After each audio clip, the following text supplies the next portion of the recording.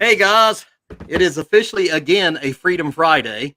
We haven't actually really put together the Freedom Friday for a while, so we're going to have some fun with this again tonight. And this is a little bit different because we're actually going to just kind of have a little more casual hangout type thing, and maybe share some different video type stuff. Just open up the discussion a little bit, and just have a good time with it. So before we do anything with that, before we move on, I should say, I'm gonna go ahead and introduce my panel as if you guys don't already know who they are. I mean, come on, seriously, like I'm wasting my time actually doing this, but I'm gonna do it anyway. So, first, I've got the newest regular member is Tom Hall. His channel is up and going. He's yet to really get much content because he just got this started today. But it is the Hall Pass. And I have got a video shared. I had a hard time following a link with him where he didn't have any content earlier. So I have a link through a video that he shared on my community tab to his channel. So the Hall Pass, Tom Hall. Tom, how are you doing, sir? I'm doing all right. How you doing, Chad? Good, good, good. I'm just Good. enjoying the fact that I'm actually have a Friday evening off. I don't normally have that, so so that's a little bit different for me. But I've also been joined back for the second time in a row. Okay, because there for a while he went a little ghosty on us. Get it? Ghosted me a little bit.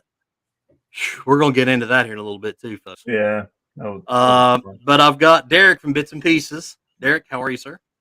Pretty good. Pretty good. Just recovering from Thanksgiving. Me too, brother. Me too. So, and I have the dynamic duo of the Ironton Auditor crew, the Auditor. Uh, and you guys are out and about, right? You guys are actually going to be doing some. Okay, okay. So I have from Ironton Auditor Terry and Miss Della over there, and you guys doing okay? Oh yeah, we're doing great. We're doing great. Good, good, good. So, okay, It's so Black Friday, not be doing great. Everything's on sale today, they say. yeah, you know what? You know what you guys are getting for a Christmas from me, all of you. My opinion, and it's non-refundable. but we get what we paid for. Crap. You definitely get what you pay for. You're not even getting a 2 cents worth. Let's see who we got in the chat. I guess I'm going to be responsible for this tonight since Terry's normally handling the chat for me, but I'm going to have to be responsible for it tonight since he's actually out on his mobile. So I see Miss Carolyn in the chat. How are you, Miss Carolyn? And Dave, how are you? Jackie, W124 Mercedes, Miss Bits, of course. I mean, Dirty Old Man, how are you? Delete Laws. I'm assuming again that's the real Delete Laws because the only real one, the other one was a fraud. Kylie D, how are you? Baby Doll Ironton. I hope everybody's doing good because I'll tell you, this is like probably like one of the more like I hate to say like excited to be doing the live stream, but I'm like jacked to actually be doing this tonight. So like I'm in kind of a good mood and I'm just ready to do this. So I hope we can really have a good time. And that's my goal anyway. So, but I'm honest. I want to start, Derek. I've been wanting to talk about this, dude, since I talked to you last night. So I'm going to start this off with this, and I'm going to tell you right now. I just now told Terry, and I guess I haven't even officially told Tom yet. But I want to start this off with this. Can you go ahead? I can pull up that short. Okay. Well, let me get that pulled up. So, yeah. Let me see. Oh, I was freaked out, dude. All right, I'm gonna go ahead and share your screen, Derek, if you're ready. Gotcha. You up and about? Yeah. Okay. So, I was out at my brother's and I got this message. As soon as I got home, Miss Bits told me, hey, the camera was going off down in the basement or the man cave, and the blink system, and I've got it right here. So I've got this thing right here, and I got one on the porch, and this only goes off as there. Motion detected at the front door. Like that. That's like that. So you've seen that, like as soon as it's seen me or any type of movement, it records and it pieces things together at the end. But you can watch the chair move. Like, you can see the picture I put up. It shows up in the frame, and it should, by all means, catch me. It should see me, but some odd reason it didn't. But this is what we got. So pay attention. You can watch this over and over and see new things, but this is pretty creepy. Pretty creepy. And this is all recorded from the cam.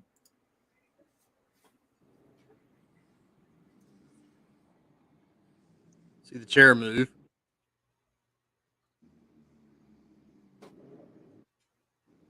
Well, you had one of those floaty orb things. Yeah. Yeah, it's weird. And the chair just, you can see the orb again. Yeah, right in front of the computer screen. And Yeah. it looks like a glare. Does that Freaky make you shit. want to?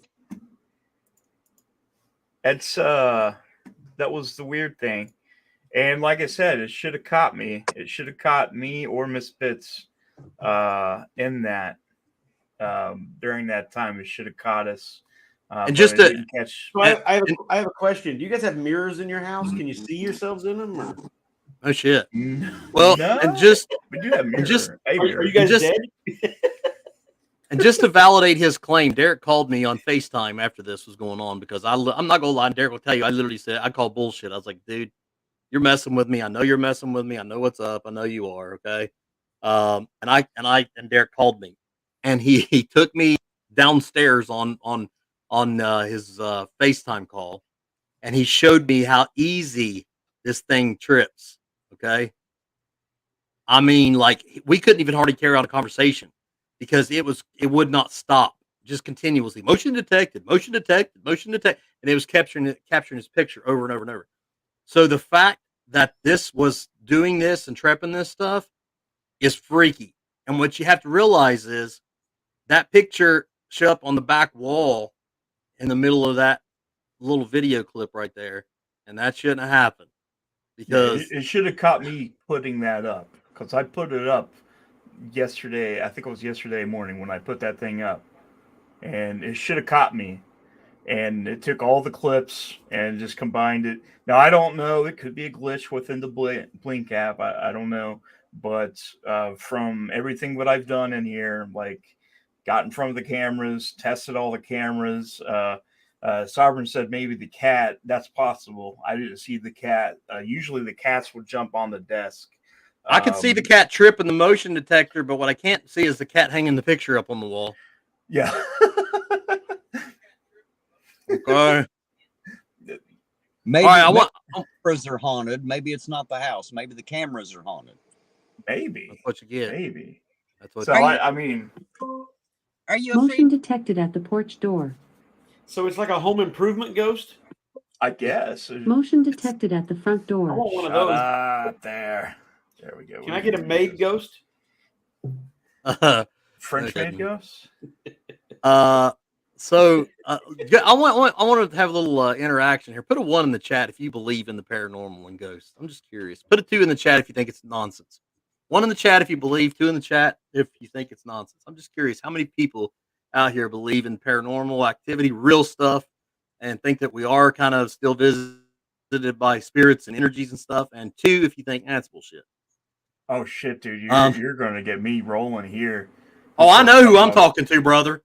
I already know. Talking about paranormal and UFOs and shit. That's my jam. It sounds to me like we all need to meet at Derek's house for a ghost hunt.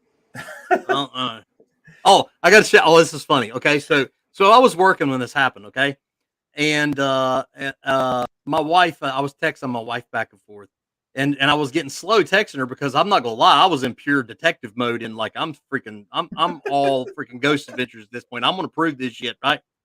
Okay, so I said, okay, so I told my wife, I said, look, honey, I said, I'm in full like ghost adventure mode right now. You're gonna have to just bide your time here for a minute because I'm busy. And she's like, what do you do? And I was like, I'm investigating a ghost issue. And she says, she says, don't bring that stuff home with you. And I said, honey, I'm literally looking over video stuff of Derek's. And I said, it's not like I'm going to Derek's and picking the ghost up and be like, come on, take a ride. Let's go to the house. She's like, oh, okay. Are they not contagious? They're not contagious? It's kind of like the C word. You have to get within 6 feet. I think it might have been a leprechaun. It could have been A little chili. short one. Like, Oh, it's the little Christmas leprechaun. elf. It's after Thanksgiving. That's the elf on the what is shelf. it? Elf on the shelf.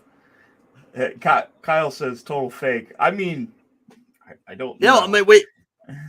I can tell you this. I literally called bullshit on it when we were talking. Okay. Yeah, he's like, And- you're fucking with me. I was like, no, I'm fucking. And not. he's and he swore to me. He's like, dude, I swear to God, I swear to you. And he showed me the screenshot of where his wife messaged him and said, we keep getting notifications basically in the basement. Okay. So, hey, no, I Yeah. believe it. Okay. I had somebody comment and they said, What's that? but somebody could hide in that closet and pull a string, which I know my fat ass isn't going to get in that closet to begin with because there's spiders and stuff. You want to know what's in the closet? It's our water heater. You literally can't fit in there. Yeah, I can't fit in that fat. You better watch yourself going back here, It's Miss. a water heater, guys. And a Christmas Didn't you tree. see that? Or watch yourself. I can't even Miss, fit going in back there. here. Hey, is that Miss Bits or is that a ghost? She could have been a ghost. Could have been. If it Could have comes been, up you know. if it comes up like on Zach Bagans on Ghost Adventures, I'm gonna be on him like a rat on a Cheeto. I've been watching him good enough, I can tell. I'll see an orb go by, or a shadow figure, or a light anomaly they call them. But you ain't getting by this right here. This right here is a finely tuned detecting machine.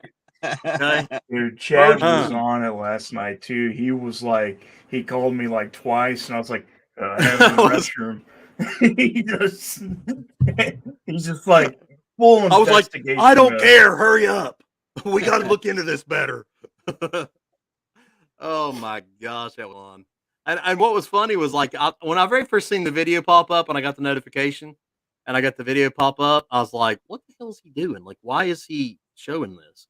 And I like watch it, and the first time I'm thinking, I don't know what I watched. Like, I didn't get me until I kind of, and then I read the caption. I was like, and then I went back and I started watching it, like, and I started picking up. You know what I mean? Like, I started picking up on stuff that was actually going on, and I was like, oh my God, something's wrong with that picture right there. But then again, Right he there. he didn't just fake the video. I mean, I mean, it's been a pretty good fake. Like I said, there's a lot of possibilities what it could be.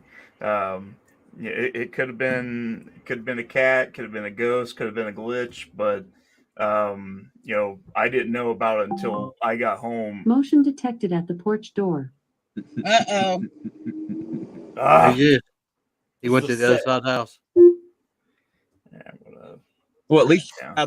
then they're coming right through the doors according to all those notifications. Yeah. Well, Yeah. I mean, like They're I polite, said, at like, least. on the Blink app, like, it gives details. It'll take the clips, everything that happens, and on the sensitivity, it just that happened. Like, it just, I came home to it. She showed me the video, and I was like, I'm posting that on YouTube. What's the stuff they shot at him in Ghost Ectoplasma? Is that what they call Ectoplasm. that? So No, that was what they were made up of, wasn't it? Yeah. Okay, yeah. What I don't remember. What did they shoot him with? That was a nuclear reactor, Tom. Okay, so just like we talk about criminals, right? You need to put a sign out front letting them know you got a burglar alarm system and you protect your house.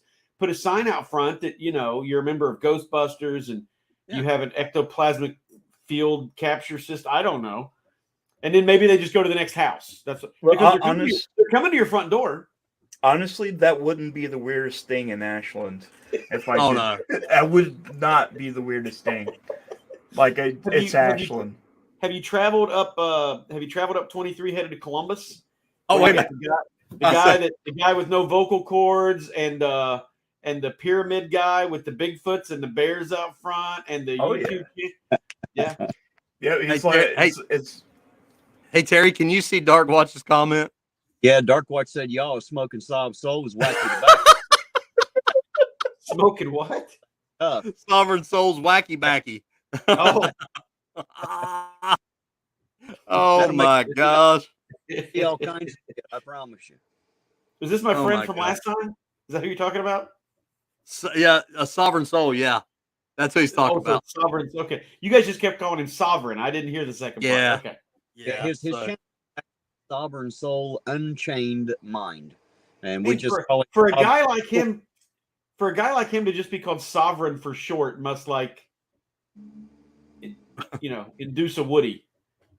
oh yeah, he's definitely I'm definitely- known as sovereign. I'm known as it.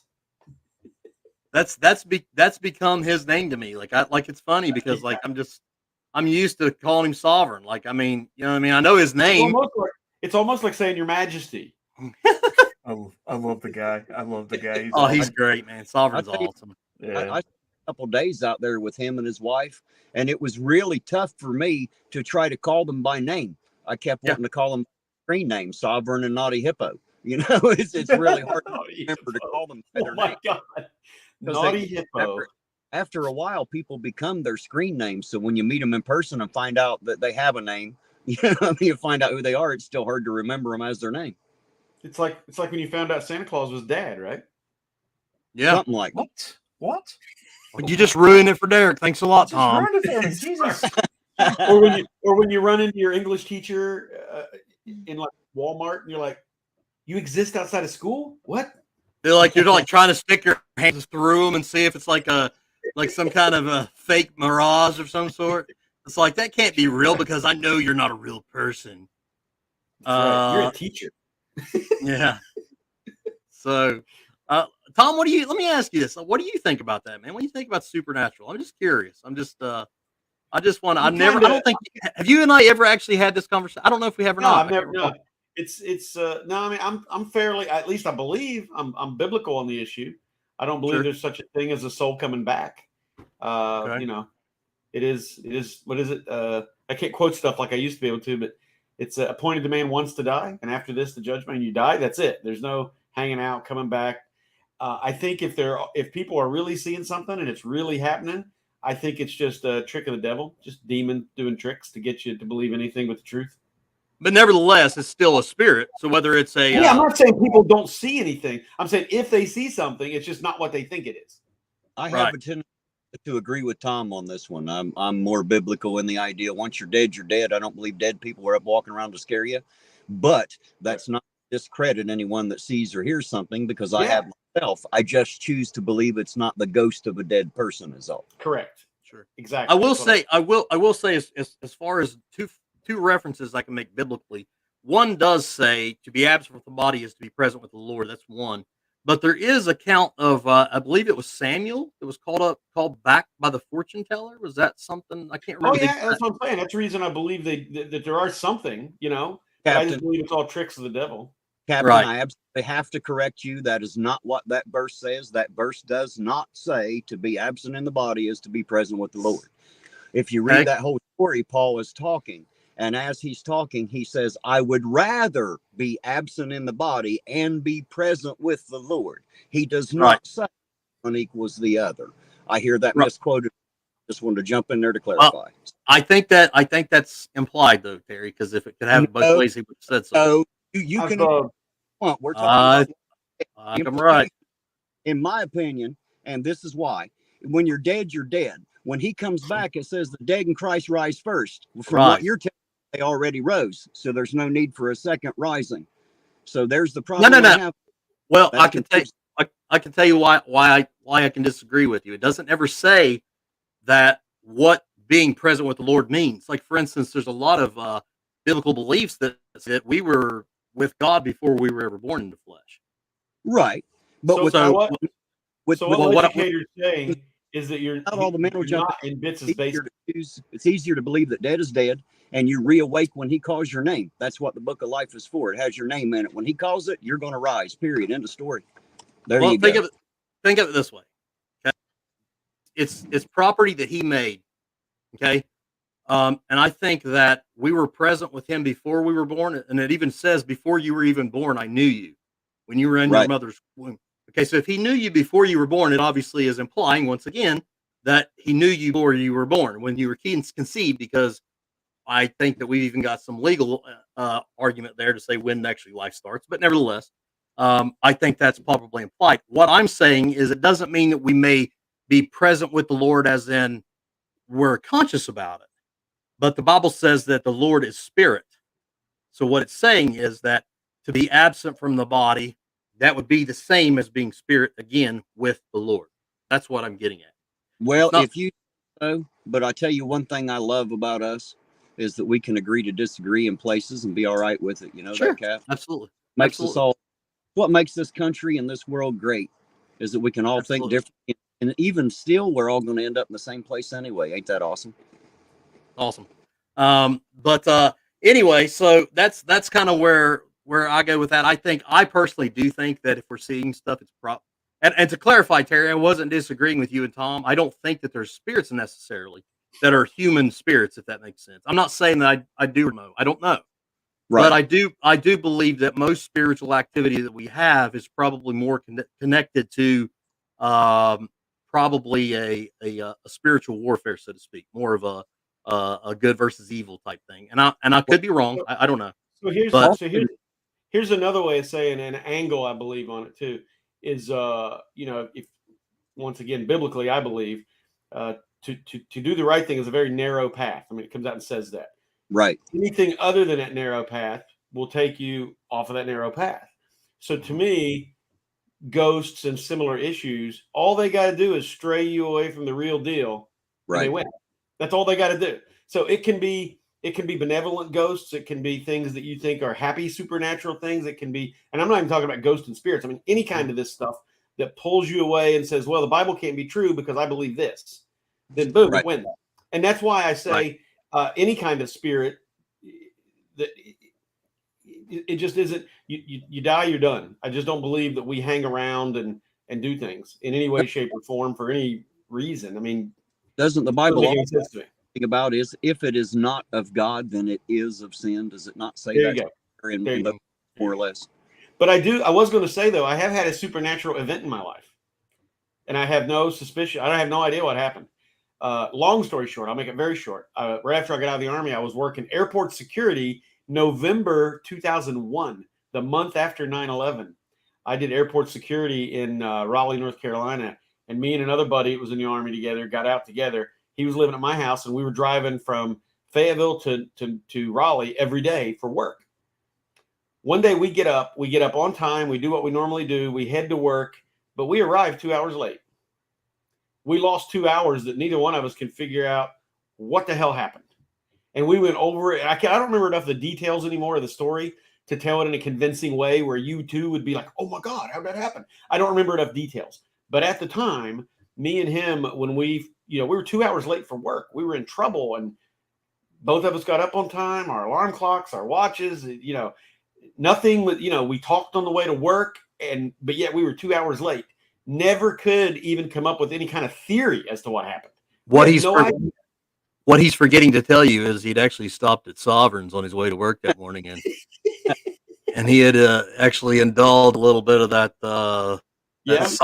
sovereign unchained mind greenery. Once you unchain mind, getting it back's a little difficult. Just so oh Lord! Oh, what's that? Men in Black. That's it. Where they zap you and you forget stuff. Oh yeah. Come on, Derek. The neuralizer. Is that what they call it? What they call it? When they put the little Ghostbusters? No, on Men in Black. Oh yes, the neuralizer. Yeah, that was the most plausible explanation we could think of. And that's why not? Yeah, we had no idea. We both agreed it happened, but we had no clue as to what happened. Hey, unclean hands. How are you, sir? So that's kind of an interesting thing. You know what I mean? Because when I seen that video, it kind of took me back a little bit because my kids on the weekends. Me and my kids and my wife will sit down and watch I just said it what it was. Ghost Adventure. We sit back and we watch that, right? And they love it, and they get into that stuff or whatever, and it's a good time and it's fun for the kids, whether it's real or fake, I don't know, but it's fun to watch, right? So the funny thing is, when he shows me this video or whatever, I'm immediately looking, I'm like, there's a light anomaly, and there's a shadow it appears to be moving on the wall. And I'm thinking to myself, what would be funny is the fact that this if this show was completely just a fictional storyline, kind of like Chili. But if it was just a fictional line like that, right? And and I was buying into it so much that I'm like looking for like right there, it's a light anomaly, just like Zach said. You know what I mean? Because I was like, that just got me convinced that that's what to look for. And I'm thinking, even if it was supernatural, how would we really know what to look for? Because we've been led by Hollywood to believe what supernatural looks like, right? I mean, really. So who knows? But anyway, I thought it was interesting. Derek swears to me that it was not any type of hoax, and I believe him. So it definitely has definitely got my curiosity awoken. How's that? Yeah, So the funny thing is, I didn't hear I haven't got any no detections this morning or throughout the day in here. So except for now when I started fucking with it. Yeah. Yeah, I haven't had anything happen, so oh, you better watch your ass. I know, right? You're gonna reach out and get you. Gonna get you. But anyway, that's kind of a different topic than we probably normally would go on. But hey, you know what? It's freedom, folks. It's Freedom Friday. We can talk about whatever the hell we want to, right? Because guys like Mr. Terry and Tom were gracious enough to defend our freedoms, and that gives us the opportunity to be able to talk about stupid shit that nobody cares about on a YouTube. On the YouTube. Wait a Dude, minute. if there's Now, I anything care you about do this. while you're on active duty, it's stand in formation and talk about stupid shit because you got nothing. Oh, okay. So you're an expert at that. What classification is that, Tom? Is there a certain classification for just standing in line talking about No, stupid that's shit? just called wearing a uniform. You just get Oh, stuck in okay. places. Yeah, you get stuck in places with the people you barely know, and next thing you know, you're talking about shit that makes no sense, and you have no idea why you're talking about it. Why? Because you just got to stand there whether you like it or not. Oh, that's classic. Especially when it's Classic. 4:45 in the morning. Oh, I don't even want to know why. I mean, I don't know. Um, so, um, and that's kind of what I was thinking when we started down this road. Is I was thinking to myself, this is not something that we would typically probably discuss on Freedom Friday. And then I started realizing, wow, I'm so guilty of losing sight of what Freedom Friday really is in a nutshell. It's the fact that we really do have liberty, right? I mean, we can do stuff that our freedoms extend further than any other country in the world. And because of our brave men and women and the stuff that they've done for us, and continue to do for us, even if you don't like their commander in chief, or even if you don't even agree with the mission at hand or the conflict that it doesn't matter, because those guys that make that decision to be where they're doing what they're doing, it doesn't matter. They're still doing a righteous service in my opinion. And I truly appreciate our military men.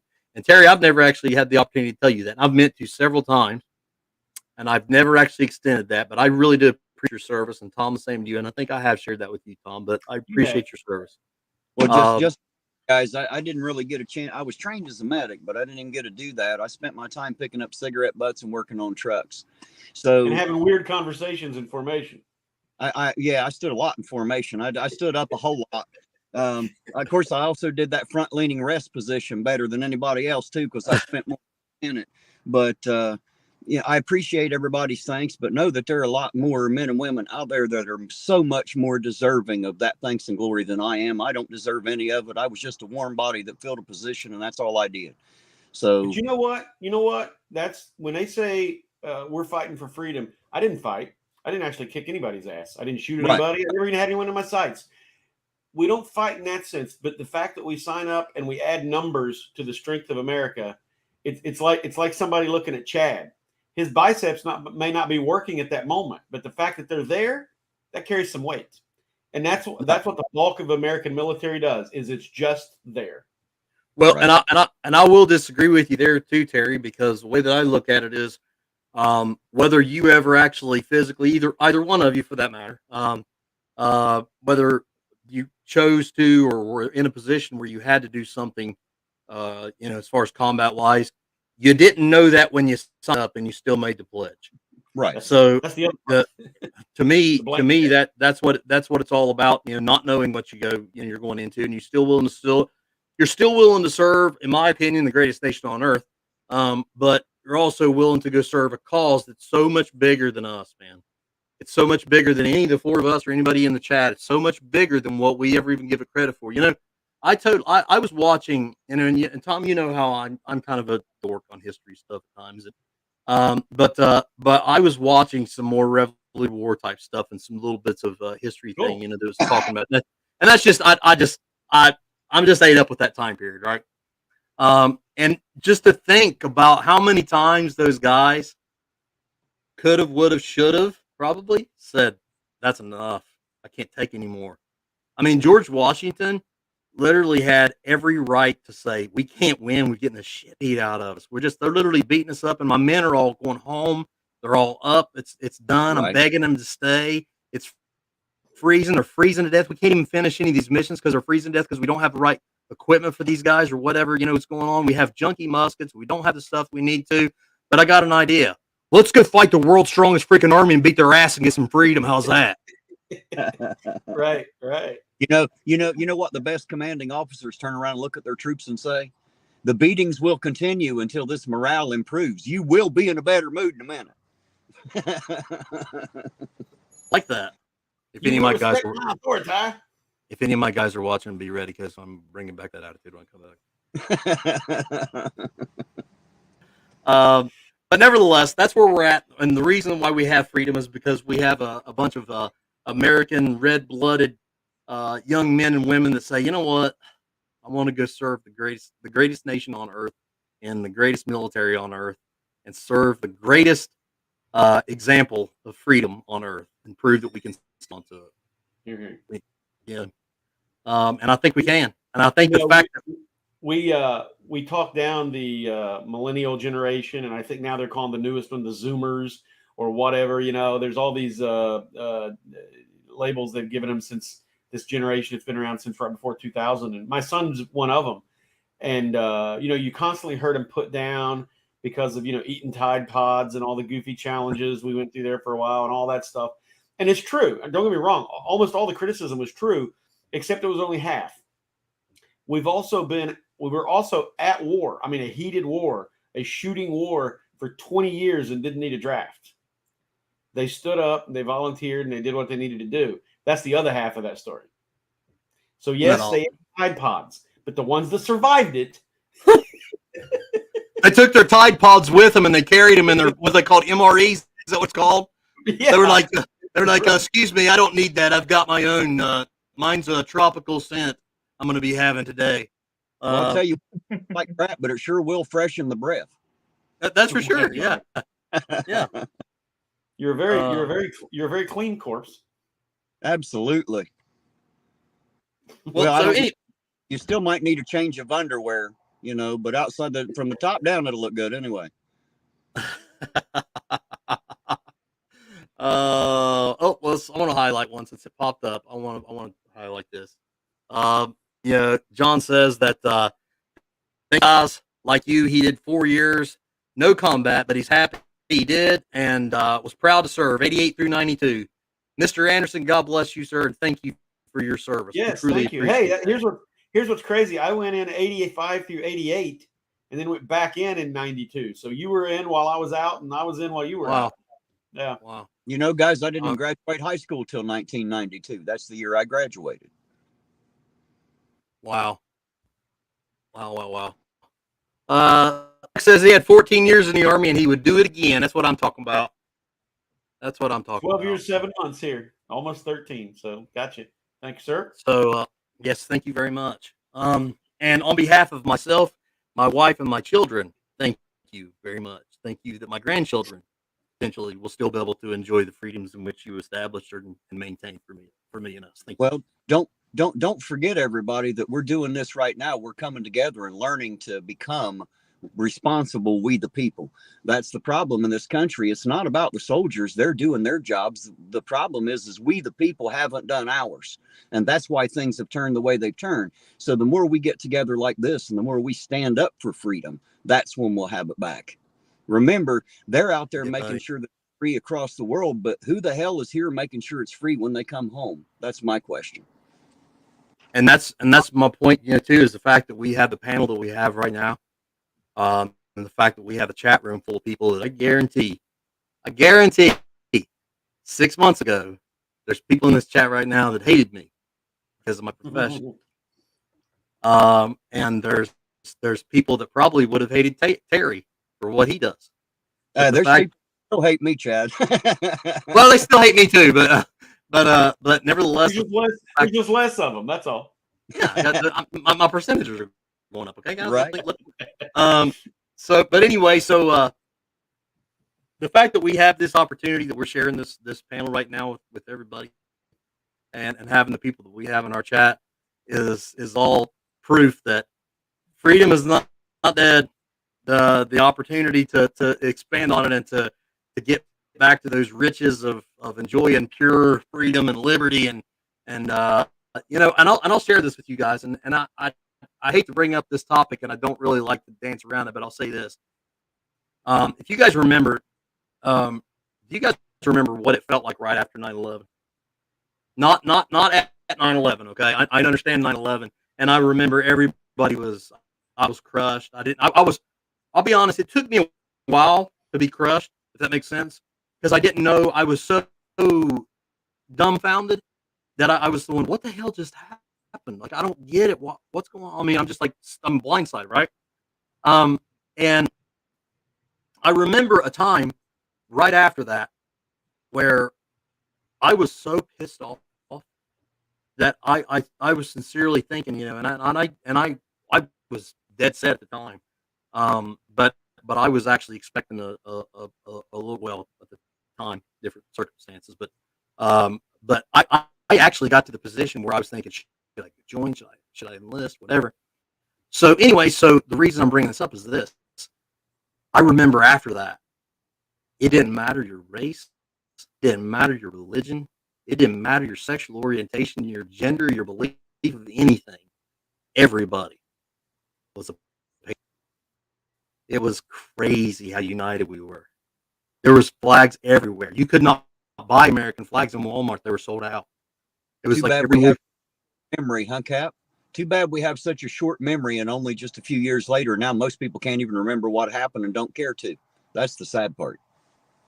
I can truly and wholeheartedly say I will never forget the feeling I had that day. How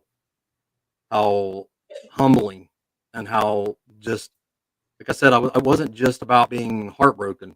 I mean, I didn't understand. I couldn't wrap my mind around what was going on, and I really never thought. I never thought that could happen right here. For me, it was a whole different experience. I was standing in Columbus watching it happening on live TV as everybody else was watching the news. And I was right at my 6-month callback, so I was expecting those orders. That's what I was waiting on, was that piece of paper in the mail or that phone call, to tell me to get my ass back out there. And luckily, they didn't call me. And I'll be honest, I didn't call them to volunteer because I was getting older and already been through the ringer a bit and figured that was better for younger men to go do it. But I stood ready. I was waiting. So I'm standing there watching it happen, just waiting on someone to call me and say, hey, you're needed. Wow. Am I reading this right? Seriously? Am I reading this right?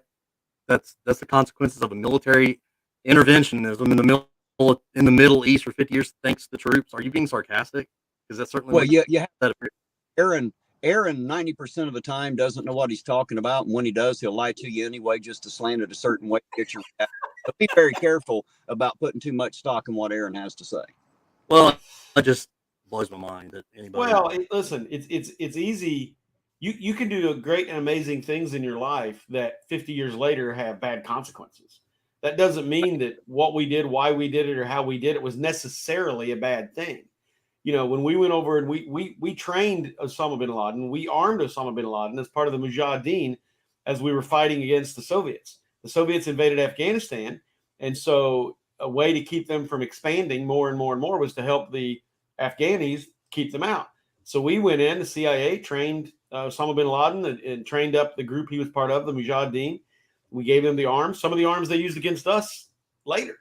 Right. That doesn't mean we were wrong for doing what we did, though. No, but I mean, okay, I get it, Aaron. Whether you're right or whatever politics behind it, the fact that you had the sarcasm of to say they thanks troops, as if some 18-year-old kid that enlisted to a surgery at fault for that tragedy, that's a disgusting thought, man. Right. Disgusting. So in other words, my ass and don't act like that toward the troops. It's not their fault. They take orders, bub. And I'm gonna give you a heads up too. There's a few things that I'm all about freedom, and I'm all about, and you can have all the freedom of speech you want to, but in here, this is still my panel, and I won't tolerate you talking about our troops. You don't like it, you can take your ass on back over to Chile. I don't really give a damn. I don't need your view or whatever. I don't really care what your politics are. That's just how I feel. If you can't support the fact that those kids went out there and served and done what they had to do, and they, like I said in the beginning, you don't have to agree with the politics behind it. You don't have to agree with the commander in chief.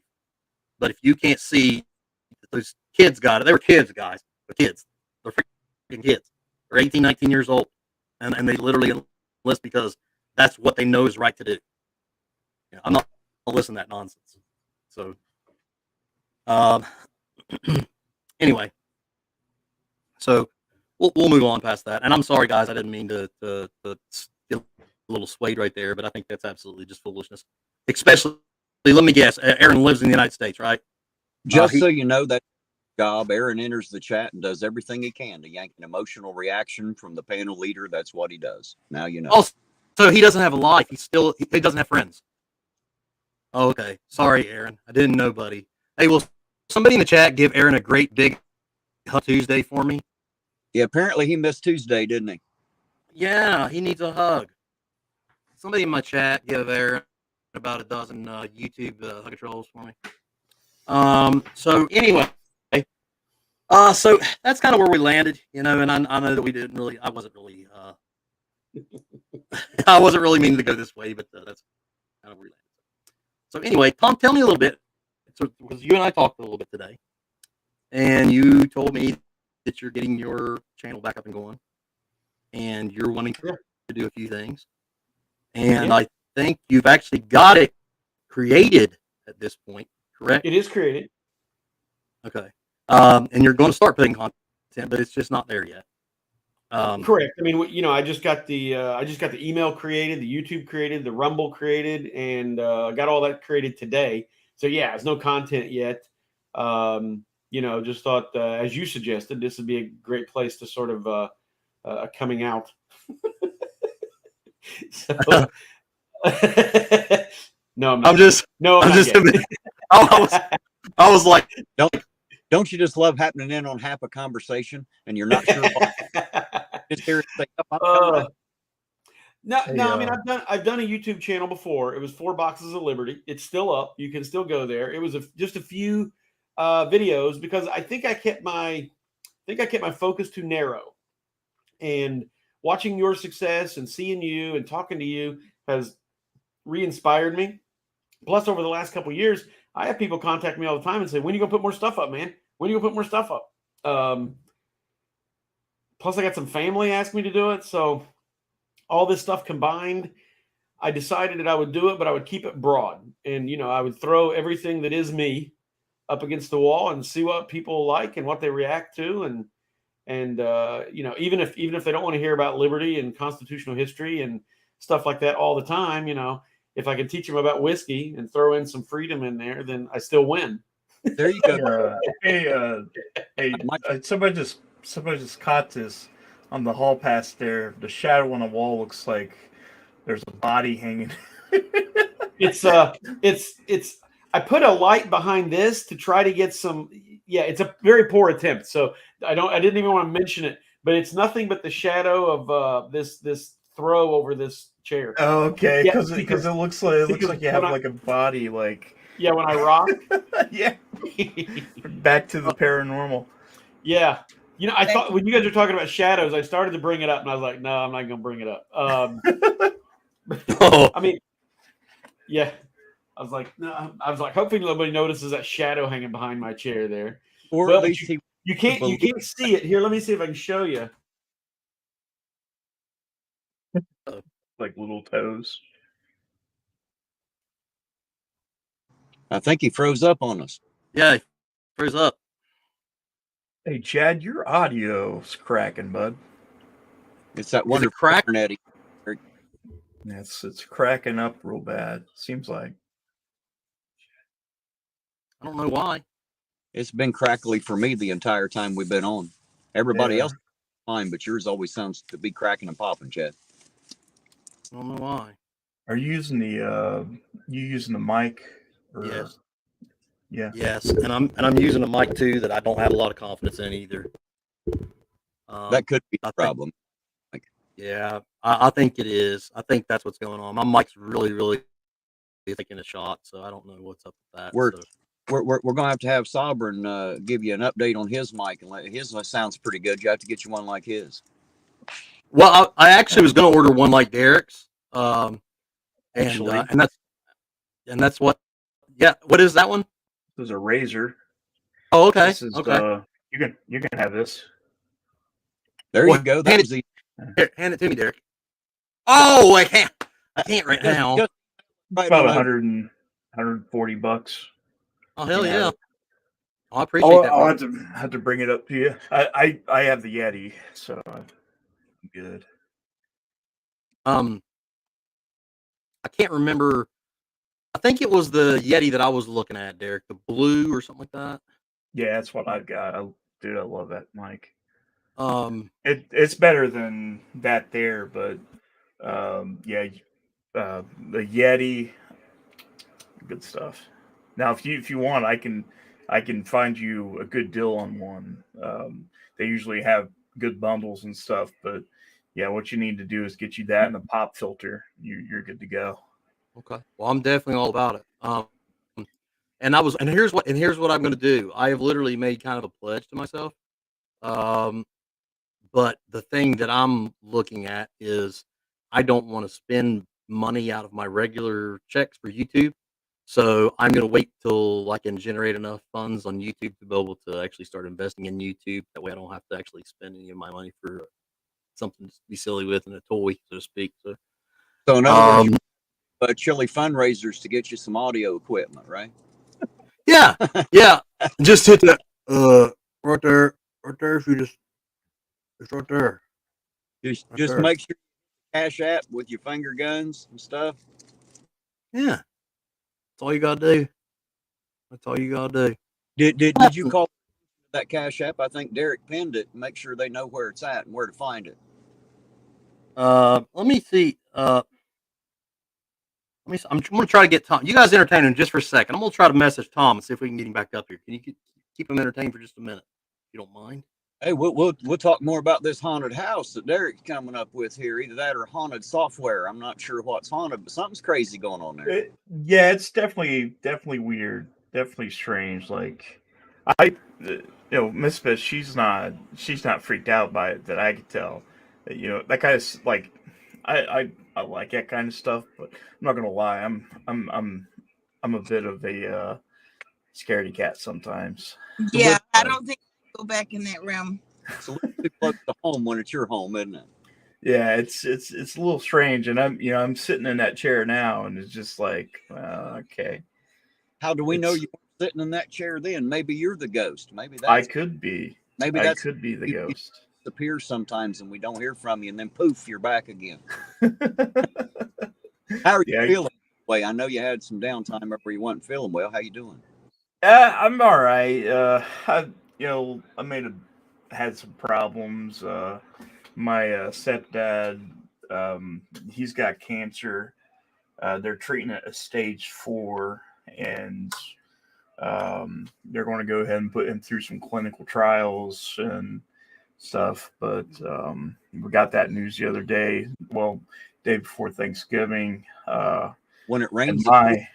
Oh yeah, dude. Like he's had cancer for a while, and You know, it gets progressively worse, and there it was Wednesday whenever I talked to my mom, and she was up in Columbus with him, and they're like, yeah, they're treating it as stage 4, and that just fuck. And got that going on. Then I'm having problems with my feet where neuropathy because I don't take care of myself like I'm supposed to.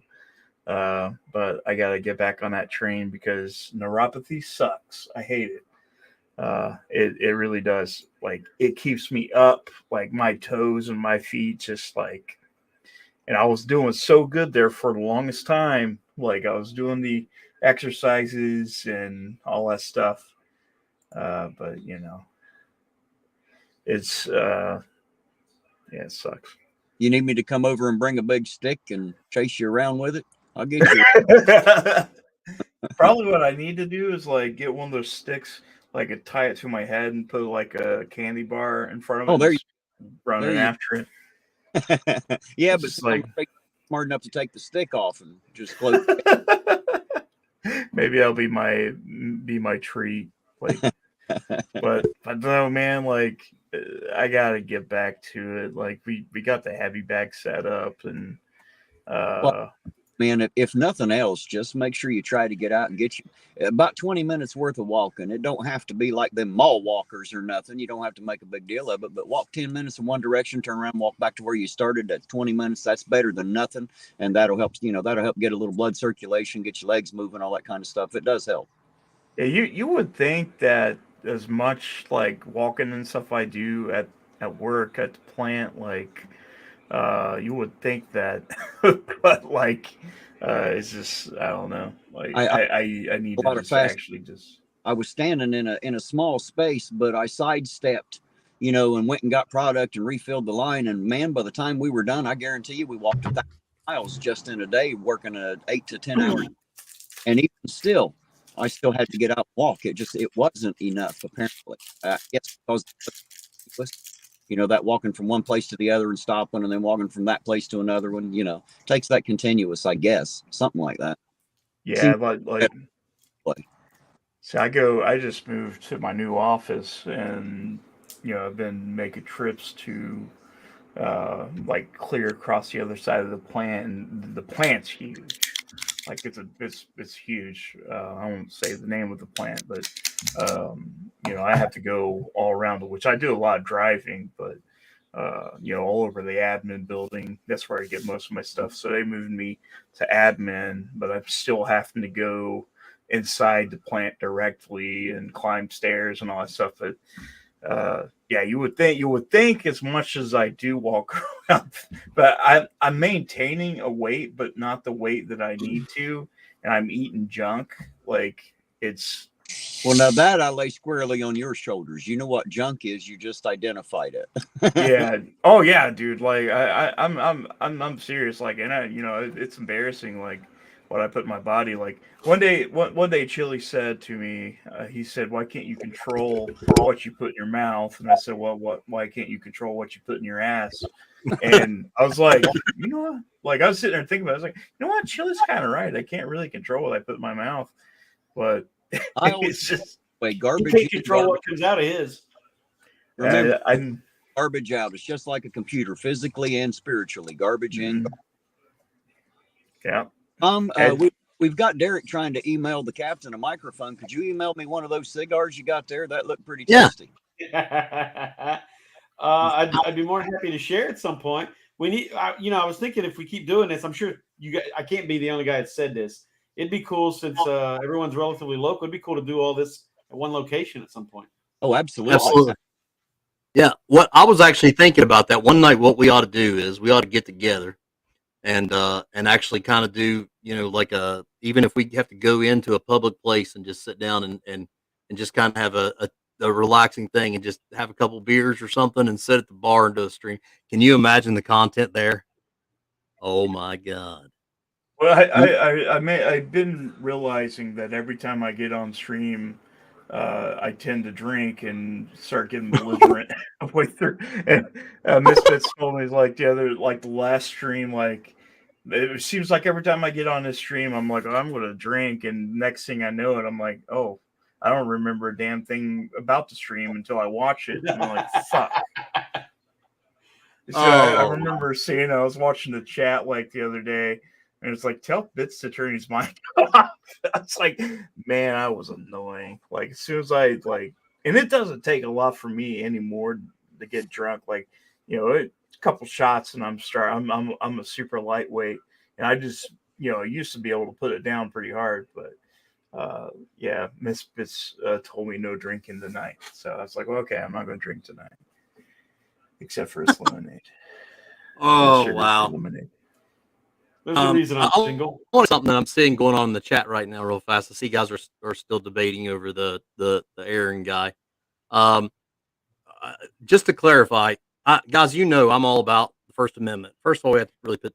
I like when people understand really where I'm coming from. The First Amendment is really specifically directed to being able to say to your government, and that's not really applying here. Okay. Secondly, I have openly said, you can say what you want to about me. I don't really care. What I ask is you don't disrespect our men and women in uniform and service, because I think that's a foolish thing to do. As I said, agree with the politics, agree with the commander in chief or not, but don't hate a bunch of 18-year-old kids that are trying to do what they think is right. That's what I'm getting at. And his original comment said, thanks, troops. He was blatantly saying a sarcastic, smart aleck comment to our men and women who serve.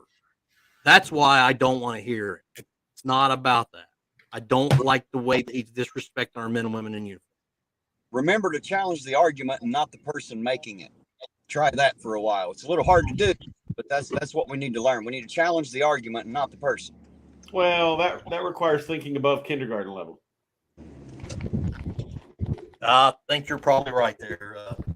Sometimes I think we have. I think Terry said reacting that way is just childish. We all can react with our feelings.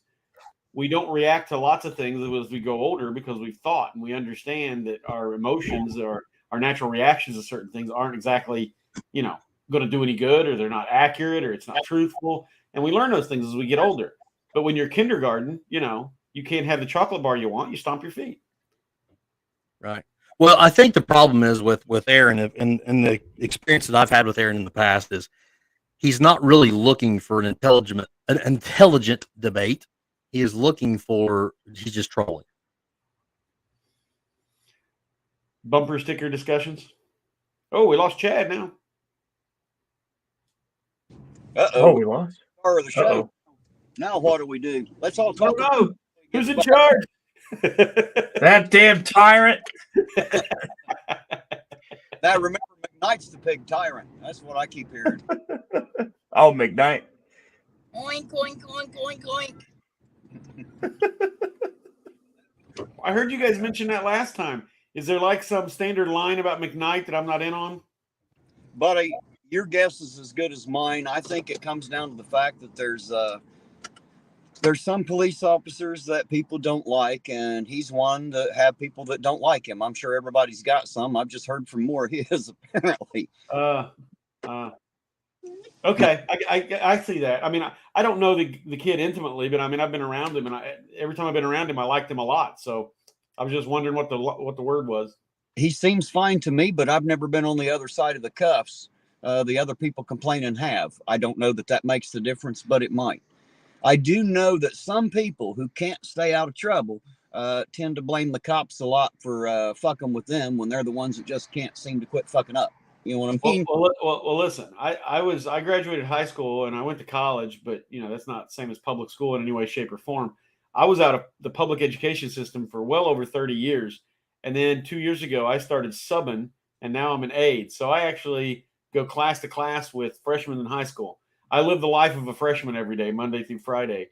And I can tell you last year I subbed for 6th, 7th, and 8th grade constantly. And it's 2%. 2% of the kids take 90% of the attention, right? And the 98% of the kids only require 2% of your attention. It's that standard bumper sticker line about that. And it's the same with people out here in the community. Most of the people that hate cops, there's a good reason. They're not going to let you live your lifestyle without problems. My understanding, auditor, and we haven't talked a ton, but you're looking for the guys that are going to be bad to even good people, even people that don't deserve it. That's what you're looking for. Obviously I knew you wouldn't be friends with Chad and you guys wouldn't be as close as if you were an anti-law and order guy. So no, I'm not anti-law enforcement. I'm anti-bad cop. There you go. I've heard you say that. Right. I don't like bad cops. I want to see them all go because they should be seeking another profession. But that's the same in all professions. You got bad guys that make Big Macs too. They ain't worth a shit at it. We've all got one. You open it up in the car and it falls out in your lap before you can even get a bite of it. And you'd rather take it back in and throw it at them. However, you can't because the person you're talking to is not the one that made it. You know what I mean? Absolutely. No, you're absolutely right. Hey guys, sorry about that. I'm really struggling with my internet here tonight, and it does that every so often, and I don't know why. Well, that's what happened to me. My internet just went off. Stop talking about him now. Yeah, we'll start talking shit. Talking shit. I'm used to it. So yeah. So what were you saying about how much you love Chad there, Arrington Honor? What was that? Oh, yeah, you know that. He's something he's not a pig tyrant, as I've heard people say. Well, I've got you fooled. He's just a tyrant. Tyrant. That's right. That's another term that we throw around awful loosely nowadays, don't we? Tyrant.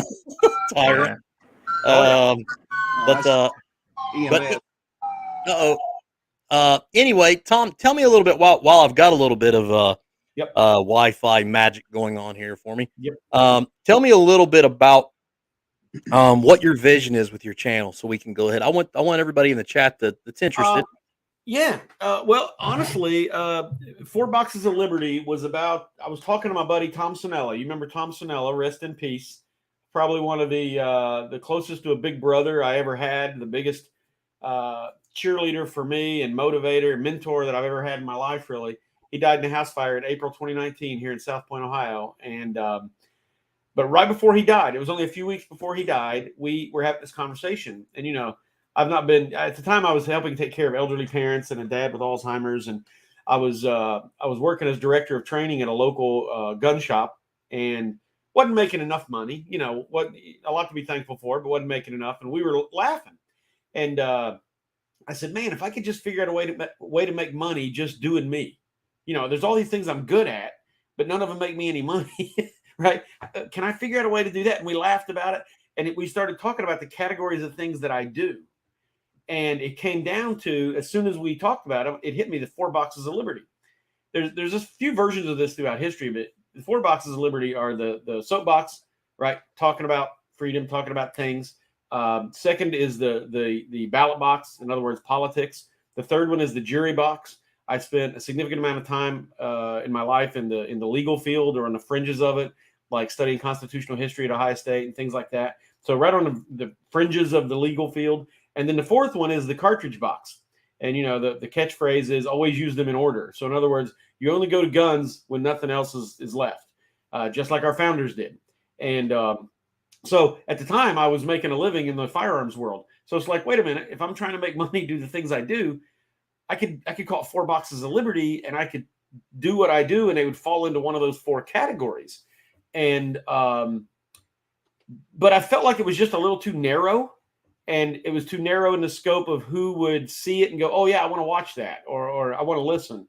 And so things happened in life. Both parents passed away. Certain things happened. So, the channel kind of fell away. But then, like I said earlier, watching your success, having other people tell me about what they think I should do based on knowing me. All the advice I kept getting was basically just get on there and just talk about all the things that you normally talk about. With family, with the kids at school. I got kids at school come up to me for advice about things all the time, and just do me, essentially. And that's why it's called the Hall Pass. And I could try to come up with a cool phrase, a logic behind it, or philosophy behind the name, like you're out of class, you're free, you're out of the. I could come, but it's not. It's just my name in a cool name. Kind of like what was it? The guy on Fox News forever. I can't remember. O'Reilly, the O'Reilly factor. Right? Oh, O'Reilly. What's that actually mean? It doesn't mean anything. It's just his name and a title. So that's what mine is. It's really there's no vision behind the title. Really, I think it's just catchy enough, something people understand, and I could probably use it to in certain ways for to be cool with the channel. But in the end, I actually spent some time kind of brainstorming what I might do. Right, so I'm not promising any of this, but I wrote down just brainstorming because me and you talked about some of it, and I thought, well, let me put some of it on paper because I don't have a great memory for a lot of different kinds of things. So, for instance, reaction videos like we did with you last week. Sure. But I can do historic speeches. I can do current politics. I can do reaction videos to music, whiskey, whatever you want to talk about. I can do any of that. As well as one of my family members wanted me to do a channel where I just make cocktails and talk about whiskey and craft beer because I do a lot of that. And so there may be some of that. I may set up a bar and do some cocktails one night. Who knows? So we got your whiskey, craft beer, cocktails, and cigars, all your guilty pleasures. Rucking. I do my fitness, which I haven't done a lot of, but I've started up again, is rucking. If anyone wants to check it out, you go to a website called goruck.com. Rucking is basically Is it kind of like go ruck yourself? Quit rucking around? It is, right. Mother rucker? Getting Mother rucker.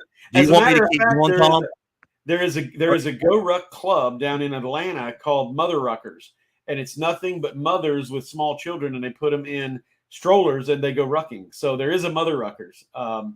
But no, Go Ruck is an international organization. It's kind of like your barbarian challenges, mud challenges, all those kinds of things to make a combined with CrossFit. So it's mostly done outdoors, and you do it with weight on your back, so like a backpack. The military phraseology for that is rucking because it's a rucksack you carry. So I spent 10 of my 13 years in the Spec Ops community, and rucking is life. I mean, it's what you do all the time. And so it kind of, after I got out of the Army for a few years and I wanted to get back into some fitness, absolutely detest running. So I came across goruck.com, and sort of got involved. So make a long story short, I've started doing it again. I've done, I don't know, just about 11 miles in the last 4 days. No big deal, nothing crazy. I'm carrying 38 pounds. So I do that. So I could do rucking. I could talk about what I do. Could do podcasts about that, explain it, or the shorts. I didn't even know YouTube did the little short thing until you started doing yours. So that would be some of those. History, politics, constitution. That's my wheelhouse. That's what I tried to do all of it on the first time, and it was just a little too narrow focused. Self-defense, Second Amendment, guns. I've spent the last 12 years. This is how me and you met, Chad. I've been mostly making most of my living until recently in the firearms world, the self-defense world. I've taught thousands and thousands of students concealed carry and advanced concealed carry techniques and stuff. I'm basically like 99% a pistol guy, although I know my way around some other stuff as well. So anyway, that could branch out into something if people are interested in my version, because I'm not a gun guy. You know that about me. I'm an odd guy in the firearms industry. So I don't talk the bells and whistles and how many pounds of trigger. I really don't care. I don't care about the gun. I wanted to share something real fast since you brought that up. The way that Tom and I actually met and we become affiliated is I was contacted. I think I actually had a message on Facebook or something from James, I believe, and he started mentioning about this basically it was a class for adults for not only just CCW, but further training for self-defense and so on. And he asked me about would I be interested in maybe coming to do some teaching from a self-defense type standpoint. So I was looking for a hand-to-hand instructor. Yeah. Right. Yep. And I actually went and met with Tom, and we sat down and talked a little bit. And it was funny because when I started teaching my stuff, he and I hit eye to eye on a lot of things, especially when it comes to kind of the defensive mindset, the way that we kind of believed in programming ourselves to be cautious and self and situational awareness and so on and so forth. And And when I very first started teaching a little bit and kind of give him a little bit of demonstration, he actually said, "Well, this is, this is really cool, and stuff." And I told him, I said, "My stuff's never going to be flashy. It's never going to draw a lot of attention." God, look at those ugly faces. Okay, wait a minute. Let's take a break for a second because Big tyrant right there. we have 3 idiots. Hang on a minute. God. I see a ghost behind bits and pieces guy.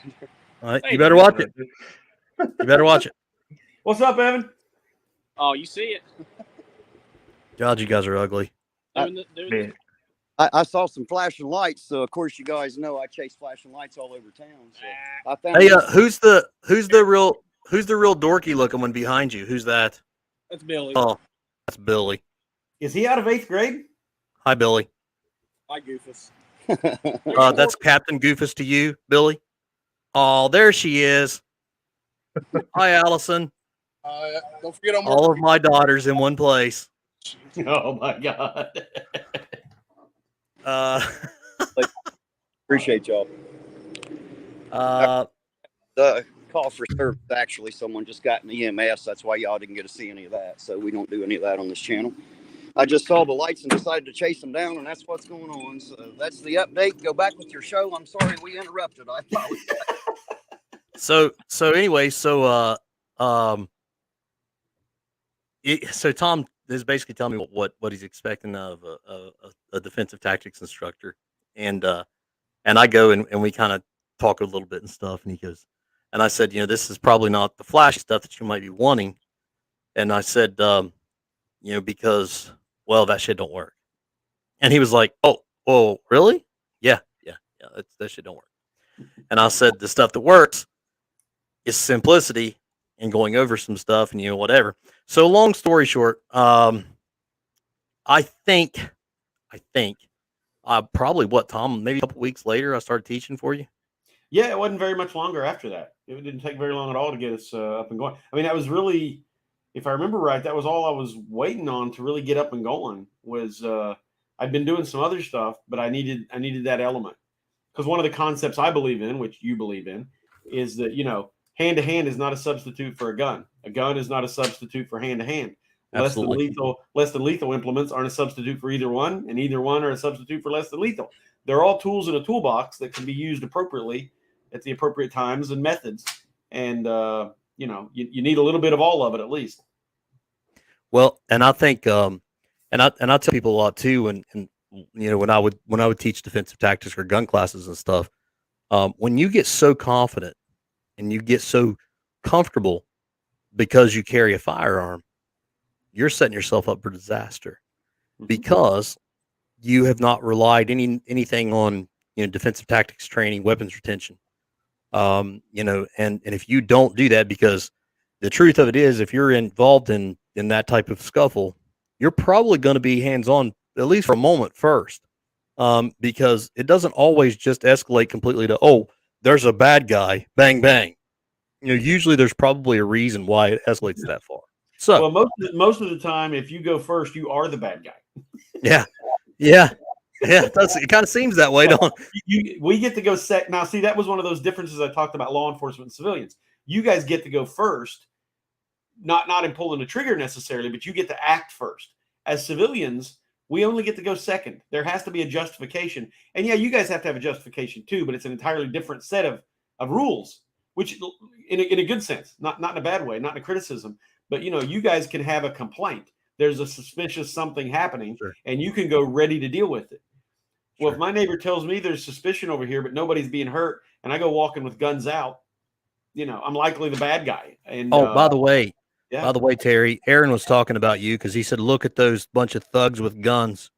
And they must think they have sure rights. Oh, wait a minute. He was talking about the police.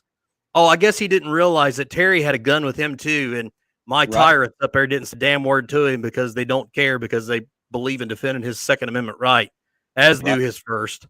And how come those cops aren't dressed like they're going to war like Chad does? Well, Aaron, if you had a brain, you'd play with it, son. But the truth is, I'm wasting my time trying to debate with you because you're a troll, and that's just that. So Correct. I don't dress like I'm going to war. I dress like I don't want to get killed. I don't want to hurt anybody. Don't ever want to hurt anybody. That's not my thing. How many So, people have you shot and killed in the line of duty, sir? I never have actually. Have you ever shoot anyone? Have I ever what? Have you ever had to shoot anyone? No, sir. No. Well, ain't that interesting? And you've been a Ironton police officer for how long now? 15 years ish. 15 years, and you've never shot and killed. You've never shot anybody or killed anybody yet? No. Well, and I pray to God that I never have to. I don't want to have to deal with that. I bet if you have had to, you can count how many times you've even had to draw. Yes, I've actually, as far as drawing my firearm out on a human being directly, on a human being, I have probably drawn my gun out directly on people maybe 5 times in 15 years. Yeah. Now I have, obviously like clearing buildings and, different things like that and having it out because I'm going into a dark place and don't know what I'm doing, then yeah, I'll have my gun out. But as far as actually drawing my firearm out, on a human being and directing it towards a human being, maybe 3 to 5 times. And every single time I was literally praying, God, I don't want to hurt him. Don't want to kill him. I don't want to go through this. I don't want to do this. And anybody who says otherwise, it's probably never been in that situation because it's not what you want at all. Or is that the person you want in that situation if they enjoy that kind of thing? Yeah. Right. Yeah. I would think it's, yeah. But nevertheless, Aaron, just be happy. There's something wrong with you. Yeah. But Aaron, just be happy, buddy, because there's guys out there like those tyrants that aren't scared to defend your rights like you are while you're behind a computer screen. God bless you, little fella. But let's just keep going here. So anyway, I wanted to ask this too. I want to kind of go around because this opened up a door, so I'm glad I got my some of my favorite co-hosts. Sovereign's not here; he's another one. But Bits, what and I know this is kind of I'm putting you on the spot, but what's your vision for your channel? I was I was talking to Tom about that, and it got me to thinking about you guys too. And I guess I just want to touch base for viewers and stuff too, and just where can we expect as 2023 comes up? Can you believe that? But as 2023 comes up, where can we expect Bits and Pieces to be the direction that you're going in? Yeah, I'd like to try to dive deeper into the mental health stuff and try to be a more balanced channel. Like I know the chili thing, that gives a lot of people, they like that. And I try to be funny. I still want to do stuff like that. Like I eventually want to only cover Chili every once in a while if he does something stupid. Hopefully to the point where, I don't have to worry about him anymore. Because I kind of feel like I've had my fun at this point. And he's been a whipping post long enough.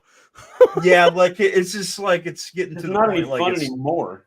Yeah, it's not even really fun. To do some of the stuff, ripping on the guy because he does stupid shit, and obviously I want to talk about it, but I kind of want to talk about other bullies and kind of talk about still my gaming stuff, but I know that stuff's not really popular, but I know I think the mental health, diving deeper into that and just kind of do some wholesome stuff. And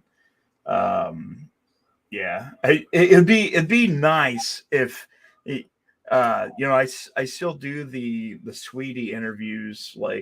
I think those are fun, but I kind of want to find more because there's a million chilies. Well, hang on, there's one chili, but there's a lot of chilies, I guess. There's only one chili, but there's a lot of chili brained people, right?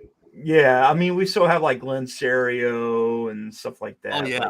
Hey, as a matter of fact, can somebody while I'm going to step away just for a second here again, but if you get a chance, can you Bits share a screen? See if you can find me something on this guy. Can we do it on the fly breakdown of this Serio guy? Because I want to really look into this more. If he's what I've been told he is, I'm going to enjoy this. Hey, Captain. He is a train wreck. It's getting late in the evening. I'm going to drop off here and get back to auditing and let you do your thing. real fast before you go, would you kind of give us just a quick vision of what we see 2023 being for Ironton Auditor, please, if you have time? If not, we'll do it next time. Well, I tell you what, I don't know everything that's coming. I've got some ideas, and we've already went in directions I didn't think we would go. So I think we're going to end up like the super Walmart of the audio channel. You're going to get everything under one roof with me. We're going to. You know what? Now you've already given it away. You've given that the yellow vest, Harry. There's the yellow vest. All those things Chili promised you he was going to do while he was here. Well, I'm here. I'm going to do that. I'm going to help the homeless. I'm going to help the citizens. We're going to bridge that divide between the city government and the citizens. We're going to bridge that gap between the people and the cops. We're going to do all of that. That's coming. What I'm talking about. So buckle up and get ready for the ride. It's going to be. Now, wait a minute. You mean to tell me you think you can do that, but by being nice to people, Terry? You think you can go out and actually be nice to the police and be able to be nice to the public and do good things and good things happen? You're be crazy. Seems to be working though, doesn't it? My camera shows you it will happen. You know, it just shows honestly what a dirt. That Chili was right about you. You know, he talked about what you're no auditor. You're a damn joke, Terry. How dare you go out and provide Thanksgiving dinner through the help of other God-fearing good people in the city of Ironton for people that are homeless in the city of Ironton, all while going by and the police actually trust you well enough to say, hey, Terry, how are you? And get on your camera. How many auditors go up and literally basically hand their camera to the police and let them take a damn selfie? How many auditors bring their local police donuts? Yeah, exactly. So, and wow, isn't it weird how that's working, folks? Sometimes if you treat people with kindness and respect, it goes a long way, whether you're a policeman or a military man or a judge or an attorney or the local baker. It doesn't matter. I thought auditors are supposed to instigate and then see what happens. Well, that's what it used to be. That's what it used to be. And I'm here to lead by example and show people a whole different way to live life and to think about them. That's what I'm here for. Isn't that something how it's working? Terry's got a different view, I believe, Tom, and correct me if I'm wrong. I'm not trying to speak for you, but Terry's more interested in fixing the problem as opposed to just continuously poking at it and showing it. What? Right. Once it's exposed and it's known, then no one needs me to expose it. They already know it. So why don't we work on fixing it instead of bitching and whining about it? Sunshine's a great, sanitizer. Isn't it crazy? Works on it. Well, Terry, you guys be careful tonight and enjoy, and we'll catch you on the next one. By all means, you guys make sure that you stay warm and safe, and hopefully have a good time tonight hanging out. We always do. We appreciate you. Thank you for having me here, Tom, Derek. It's always good to see you too. Everybody out there in the chat, good night. Have a great night. I hope it's great for everybody. And if it's not, make it that way. Make some memories. Have fun with people. Just remember, always be cordial and always be polite until they give you a reason not to be. Don't be an asshole first because you won't get anywhere. Y'all have a good night. Good night, sir. Good night, dude. Okay, so real fast, just for 1 second, I'm going to get my my charger real fast. Excuse me just a second, and then I'd like to pull up a video. Hang on just a minute. Sure. Dum, dum, dum, dum, dum, Something. Glenn Serio looks like his channel got taken down. Who's that? That Glenn Serio.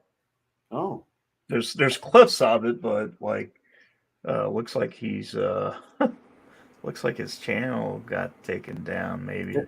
Fill me in. Who are we talking about? What's the deal here? So Glenn Serio, he's another one of the frauditors. Frauditors. That's what they. Not all auditors are bad. Let me. I know that. Yeah, I know. He's like another Chili, just like starts shit, and he's got a big personality.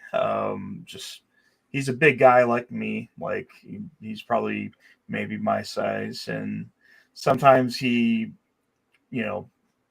just pushes it a little too hard, and he makes an ass out of himself. And I think he got some jail time maybe recently. But I think his channel is possibly down. Which isn't that a shame? Yeah, like he's something else. He's twice my size. That's what Dave said. I saw that. Well, he's also the one that goes around. He's also the one that goes around and says he's going to beat everybody's ass. He always going to Yeah, beat up policemen and stuff, because he's a badass. Yeah, he says he will leg sweep you. That's what they'll say, and he does say that. He actually does say, "I'll sweep your legs and beat your ass" or something like that. And like, dude, you're in no fucking shape. Like, I'm not in shape, but I know you. Like, you're, big guy. I know you're not a fucking ninja, but you don't know that. But maybe he's a chunky ninja. I mean, I've seen Jack Black. He's kind of ninja-like. Yeah. You know what? Jack Black, dude, he can move around. He can. Him and the harmonica guy for Blues Traveler. Yeah. Yeah, he can kind of move. They just I was like, holy hell, man. He's like doing cartwheels and everything. It's like, remember Chris Farley, back in his day, you would see him doing all kinds of crazy shit, like flip flops and dancing and all that stuff. I was like, I can't even move my damn legs half the time. Oh, it's crazy though how athletic those guys are, though. Oh, I know.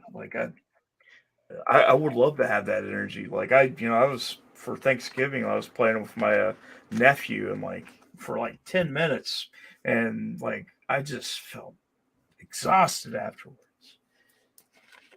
It's crazy. I It's got bad news for you, Derek. It don't get any better, buddy. I didn't think so. I'm just giving you the heads up, buddy. Just in case you didn't know. I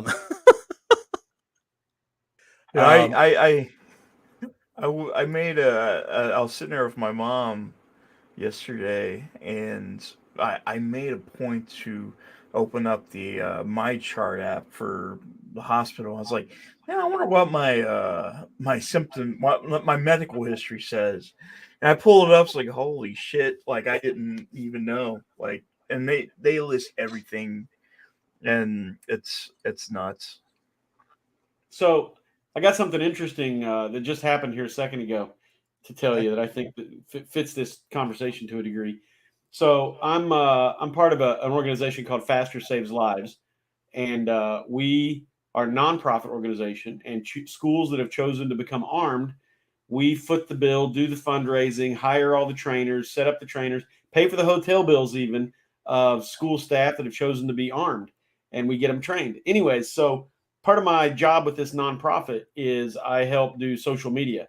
So we had some guy just comment on our social media. He said, I refuse to let my children attend a school where teachers are armed. That's what law enforcement is for. So I responded, I'm assuming you are consistent and have no way of defending yourself or your loved ones. Just 911, huh? And he said, come fuck with me and mine and find out. I still don't need no gun. I feel like I got to put the attitude in there. I still don't need no gun. I don't put myself into situations where I need one. And most people need one because their mouth will get their ass whooped. So then I said, you sound like a real champ. So you don't believe bad situations will ever come to you, huh? Rhetorical question, by the way. We don't want to talk about idiots. So I wouldn't want my kids to have anything defending them other than law enforcement showing up. But for me, hell yeah, I got my ways of dealing with it. What an idiot. They're everywhere. Let me tell you, they're everywhere. I just love this. I before I started doing the chili stuff. Whenever I confronted, I had no clue what this stuff was. I seen some videos. I barely heard about it. Yeah, it's I've seen some of it, but I never paid attention to it. I had people telling me I needed to start a YouTube channel and I needed to be an auditor. Yeah, that's the first time I heard about it. I'm like, well, what is that? Yeah, it's I thought an auditor is somebody goes to the like a plant and just kind of watches. Well, yeah, I mean, I've been an auditor for there's this chain of check cashing companies, or there at least used to be up in Columbus, called National Check Cashers. Was one of them, and Always Payday. Mm-hmm. The same company. They have different names, so people will think they're going to the competitors. And but anyways, I was the auditor for the company. So I mean, I've been an auditor, but no one would want to watch that on YouTube, right? Yeah, that's just a different kind of auditing, I think. Yeah, I think so. It's a weird thing. I was like, I mean, it's kind of ballsy, honestly, but like, you know, personally, like whenever I went to the auction, and I was saying, I was saying shitty things to Chili, like, which was funny, I thought, and his boyfriend Ken was calling me a fat ass, and like my brother was watching the live stream, and I guess his people at work is like, is Derek afraid to say that stuff around the cops? I was like, no, I'm not really afraid to say anything, honestly. But yeah, I never like heard of this stuff really, and it's funny. It's funny because I knew after I started looking into the guy, like I knew exactly what kind of reaction I was going to get whenever I started doing it, and I was expecting that specific reaction, and I was able to get it on camera, and it was pretty gratifying, actually. Very cool. Let me ask you something, Tom. You see what I probably got pulled up there to share on the screen. This month is actually the anniversary. Is that not correct? It is. November 22nd was the anniversary of JFK's assassination. And we missed that, obviously, because of work scheduling and stuff, and it's our next stream. But I wanted to share this. Everybody would bear with us a little bit, and this is something that Tom and I talked about a little bit earlier. And I'm going to share this now. And let's just kind of lean in here and listen to this. And if you don't care, Tom, if you need to do any kind of breakdown at any point for anything that you're interested in, I'm going to let you have the floor. I'll just give you the signal. Yeah, it's an inauguration video. You, John Fitzgerald Kennedy, do solemnly swear. I, John Fitzgerald Kennedy, do solemnly swear. That you will faithfully execute the office of President of the United States. That I will faithfully execute the office of President of the United States. And will, to the best of your ability. And will, to the best of my ability. Preserve, protect, and defend the Constitution of the United States. Preserve, protect, and defend the Constitution of the United States. So help you God. So help me God.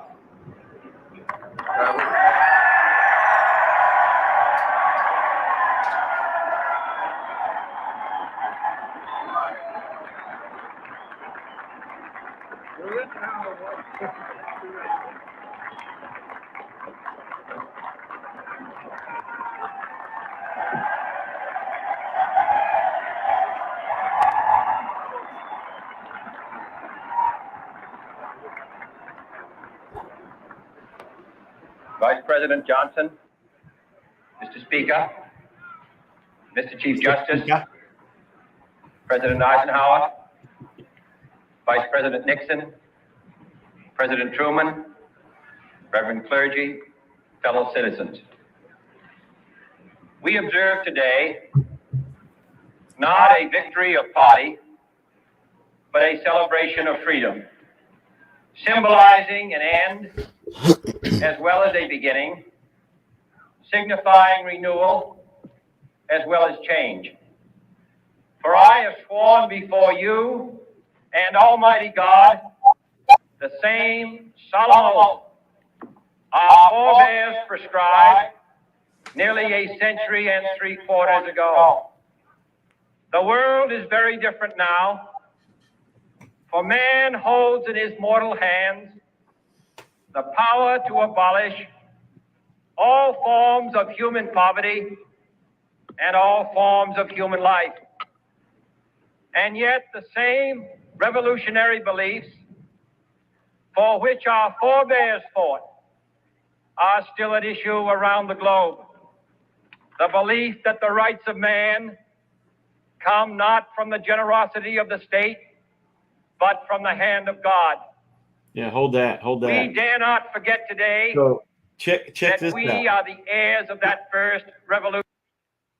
How long has it been since a Democrat president, and not very many Republicans either, by the way, will talk about rights came from God, that our rights come from God, Right. that no man gave them to us? Right. That's so rare. It is, and that's, which, you know, you and I've talked about that a lot, you know, anyway, in the past, about the way it kind of drifted in different ways is through partisanship, but not even just that. I mean, just a bunch of, you know, and a bunch of values and views anyway. Um, and things kind of change, and maybe even our overall ideals of freedom have probably just a little bit, or at least through generations, maybe have been looked at differently. Well, yeah, and that's one of the reasons I wanted to talk about JFK. You mentioned something, and I thought about him because he's a really good yardstick for how far we've moved, how short of time we've moved an insanely amount of distance away politically from where we were just my parents, when my parents are my age, not that long ago, one generation. Excuse me. It's a concept called the Overton window. A sociologist, political scientist named Overton came up with the concept that the norms, whatever they may be, right? And if I remember right, his theory was it didn't even have to be politics. It was, you know, music, entertainment, politics, the rights and wrongs in a society, the things that are okay and not okay, the common things we all think of. There's only so much of a window you can have in a society.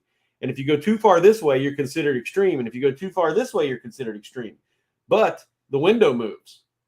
The window may widen a little bit, it may narrow a little bit, but the window stays a window and it moves. And as long as your behavior is within the window, you're within the norm, what everyone thinks of as the norm. But the window moves. So there'll be people that were in the norm that get left behind. They're no longer in the norm.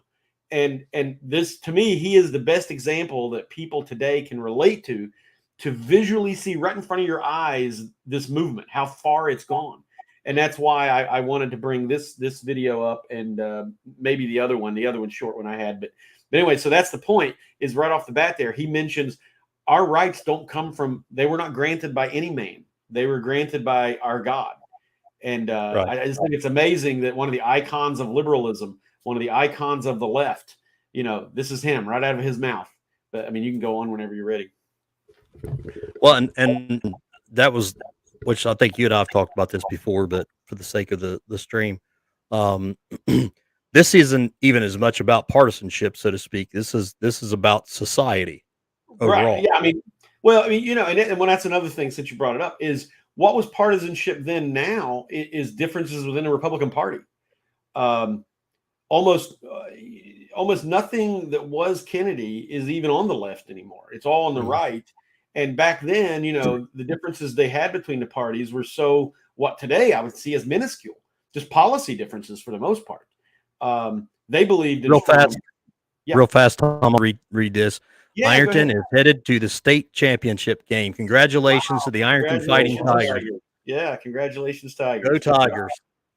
Good job. Sorry about that, Tom. Yeah, that's awesome. Bring home the championship. That's Absolutely. Go get them. I Very think those kids play so hard and they're so talented.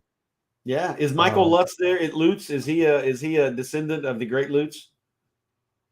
You know, I've never asked. I mean, probably. Yeah, I would assume so. He's got to be. His last name is a lot like mine. You know, it's not going to be a whole lot of denying who I'm affiliated with.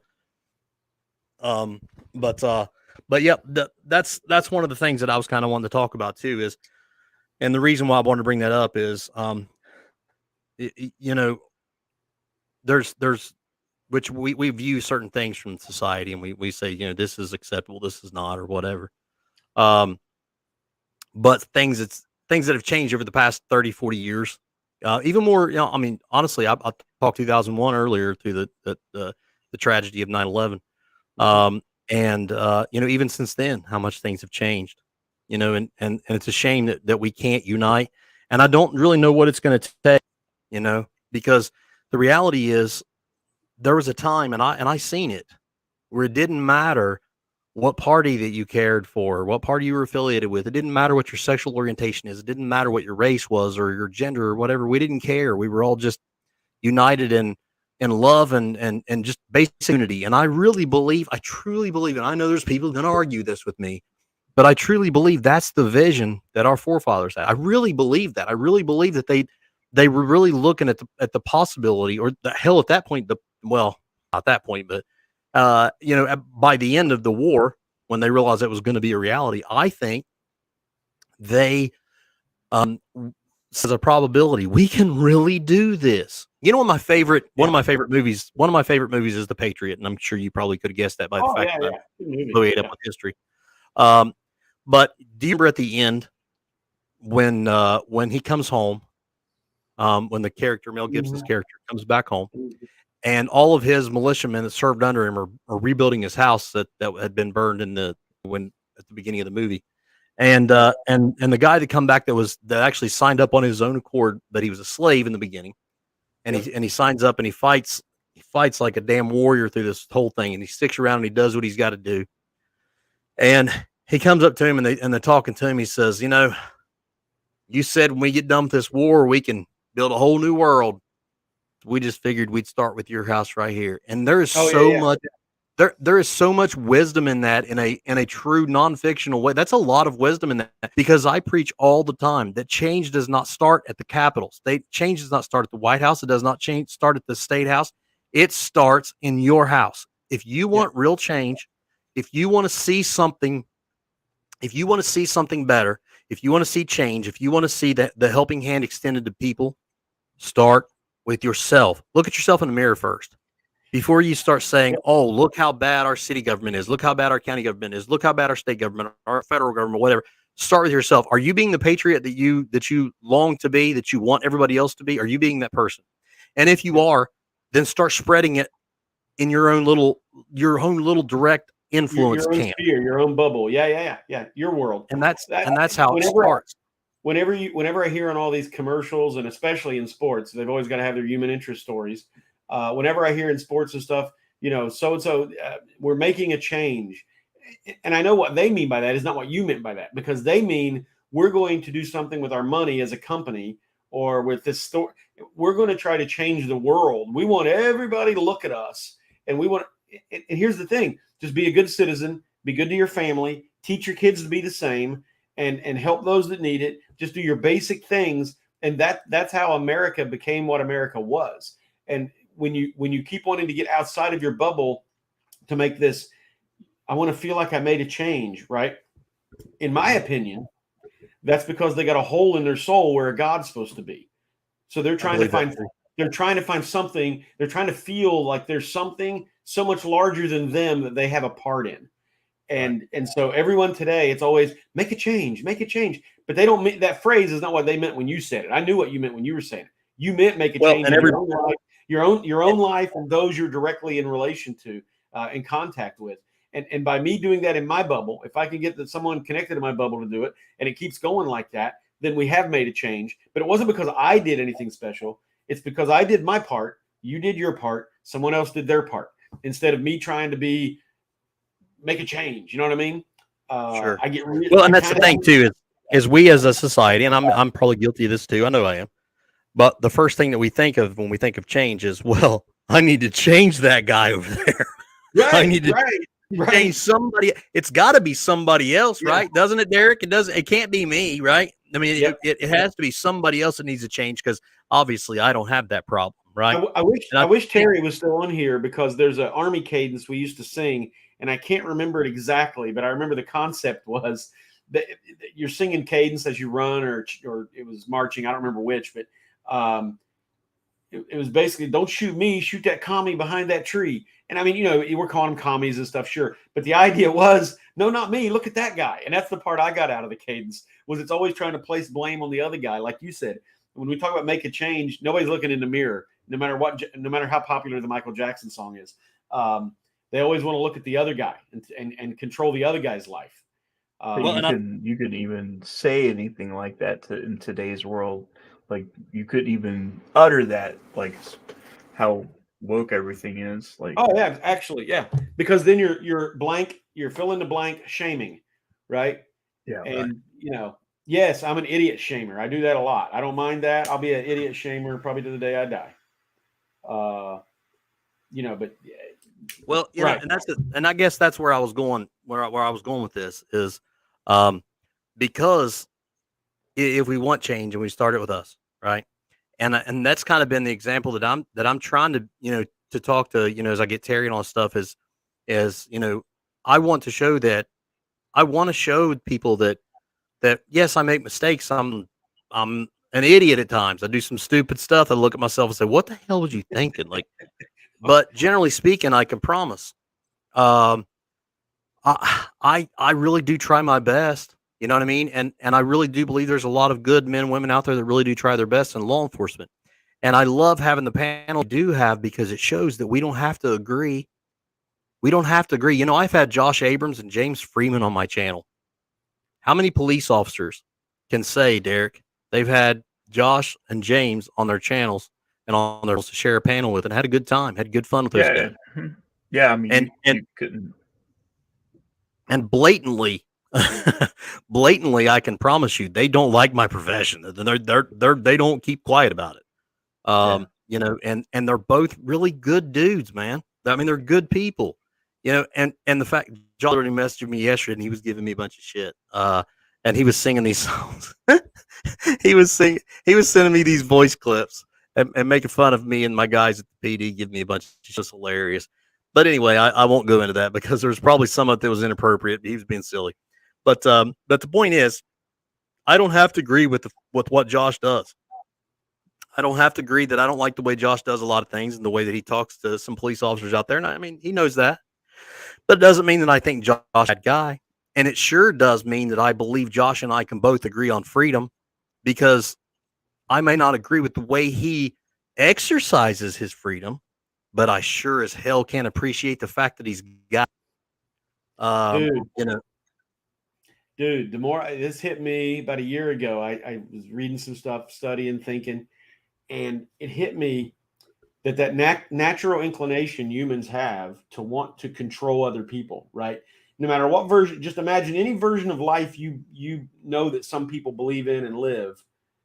They want to make other people believe and live the same way. It's rare to find people that are just happy saying, "I'll do my thing, you do your thing, we're cool." That's rare among humanity in general. I'm not even talking American history, just history, just humans. So what it got me was when I was studying, you know, when the more conservative elements of American society were in charge of everything. And of course, that's what you hear, you know, the liberal, we're more of a liberal society as far as the brainwashing. There's true believers and then there's the brainwashed, and then the dumbass followers that don't know either, right? So we're like, in other words, Christopher Columbus was an evil dude. That kind of default thinking is what I'm talking about. Sure. But there was a time when it was the other side that was running the society and the thinking and the brainwashing. And here's what hit me. The right, not political right necessarily, but the right was just as bad when they were running the show. When the window was focused on them, they were all about, that's where we got our prostitution laws, right? That's where we get our gambling, the drugs, the alcohol, all of these controls over things that are, we want you to behave the way we want you to behave. We're still dealing with some of the right-wing versions. Like I said, right-wing more in culture and so forth than necessarily politics. At that time, politics followed the culture, not the other way around. Right now, we got it the other way around. You know, prohibition is a great example. The current war on drugs is a great example. Absolutely. It's a natural human thing to say, I believe this. This is the way I believe people should live. And let's make a law. Let's make other people believe and live this way as well. And it's a human thing. It's not a right or that part is not a right or a left thing. It manifests itself in two different directions, but it's the same human force within us. Right. We want to make people like us. Well, I'm going to tell you something, and I know I've shared this with you, but I've never probably spoke this publicly. But you guys know, and I've preached this a lot, I'm all about freedom. And I am a peace officer for the state, and I do enforce state laws. I have no say-so over what those laws are. I want you to understand that. I can't determine what laws are legal and what laws aren't, or whatever, you know, that you're doing, what's legal and what's not. But I can tell you this. I am not a fan of law whatsoever that doesn't have direct implication on somebody else. Yeah. I'm not going to go into a lot of details because of my professional capacity. I'll talk about mine, not saying that you believe exactly the same, but I'll give the format that I'll give an example of the format because it's what I believe. Seatbelt law is a great example. Me flying through a windshield doesn't hurt anybody but me. Sure. That should be my choice. There's If I no kill law in the myself- state of Ohio that there's no law against committing suicide in the state of Ohio. That just to put that out there. Right. Yeah. I mean, yeah, exactly. Along those lines. Yeah, I'm for just legalizing drugs. Now we could get into a discussion of which drugs cause different things, which would cause someone to be a harm to others. But I'm talking about in general, the idea that I want to fuck up my life, fuck up my body, it should be no business of government. Sure. I call them preventive laws. In other words, they passed a law because somebody in a state house said, you know what? If people do that, then they're more likely to do the thing that's actually a crime, the thing that me and you would support, like rape, murder, assault, actually disturbing the peace in a serious way. You know, the things that we would all agree on, just average people would all say, yes, those are crimes. But then they passed laws to stop us from getting one step closer to doing that. And that's what I'm not for. I'm not for preventing me from maybe possibly doing something. Sure. And that's kind of where I'm going with it. I'm like I said, I'm not gonna speak out directly about it, but I will say that personally, in my own overall opinion, I believe that if a law doesn't affect someone else for getting it, then it should necessarily be a crime. How's that? Yeah, yeah. And that's just my opinion. And like I said, that has no bearing on my job. I want everybody to understand this is Chad, the person speaking, not my position as a captain. Okay. But I personally believe that we have criminalized a lot of things that probably shouldn't be, and that's just my opinion. Absolutely. So what do you? I'm curious about it, Derek. What do you think about that? What do you think about legalization of drugs? I mean, overall, and let's just use marijuana because that's a big topic. I think marijuana is. I don't consider it really a drug, honestly. Like, and I know it's like debatable. I see it no different than somebody drinking alcohol, because I mean, either way, you're impairing yourself. There is studies that marijuana does have, health good things for your health, but I don't see a problem with marijuana. Things like fentanyl, heroin, coke. Obviously, I'm not for that. I mean, it's not any of my business what my next door neighbor does. So if my next door neighbor was slamming coke, and I don't care as long as he's not doing it in front of me. Do I want to do coke? Do I want somebody to slip me some fentanyl or something? Hell no. Like, do I smoke marijuana? From time to time I do. Like, and I go to local shops and I'll buy the legal Delta 8 stuff. Like, I'm not ashamed saying it, but I think marijuana should be legalized. But as far as harder narcotics, like, that's debatable. Do I think somebody should go out in the street and smoke 10 joints and drink like 2 liters of I don't know, vodka or something like that? Nah. Well, for the record, if they smoke 10 joints, they're probably going to drink 2 liters of Mountain Dew and Doritos. Probably. But Bits, you're not for illegalizing. You're not for criminalizing that, though. No, I'm not. Well, here's the thing. Like, that's debatable. Like, well, let me clarify. I'm gonna slip something in there on you, Bits, and let you chew on this for a minute before you say. What if I was to tell you that if you go out there and you were to smoke that marijuana and you were to smoke all of it that you wanted to, and I wouldn't care one bit whatsoever, and this is completely hypothetical, and I wouldn't care one bit whatsoever. However, what you do next determines your destiny. If you go on to do something stupid and you do something that would potentially interfere with the rights and freedom of somebody else, then it could be a crime. Right. However, does that make sense? Yeah, and what I think about that is, like, it's one of your God-given rights, like freedom of, choice. What is it? What's the? I don't know what it is. I'm trying to say fair use. Gosh, what? I forget the biblical term. Man, I'm stumped now. I'm not smoking or anything. Oh, you're fine, buddy. You your point. Go on. But like I said, that would be my choice. I decided to do the stupid thing, and I should bear the consequences of my actions. Driving impaired or going, anywhere impaired, either walking, taking a bike, carrying a weapon. You are making that choice to go out and fuck up. You know, and we, like I said, narcotics, marijuana, alcohol, even cigarettes in some capacity, delta 8, it's going to impair you, so it's going to make your judgment a whole lot worse, so you're going to do something stupid more easier, I guess. Right. Well, you do the same with lack of sleep, abuse of prescription meds. Yeah, there's all kinds of things that can impair your judgment, and that's part of being an adult, is knowing.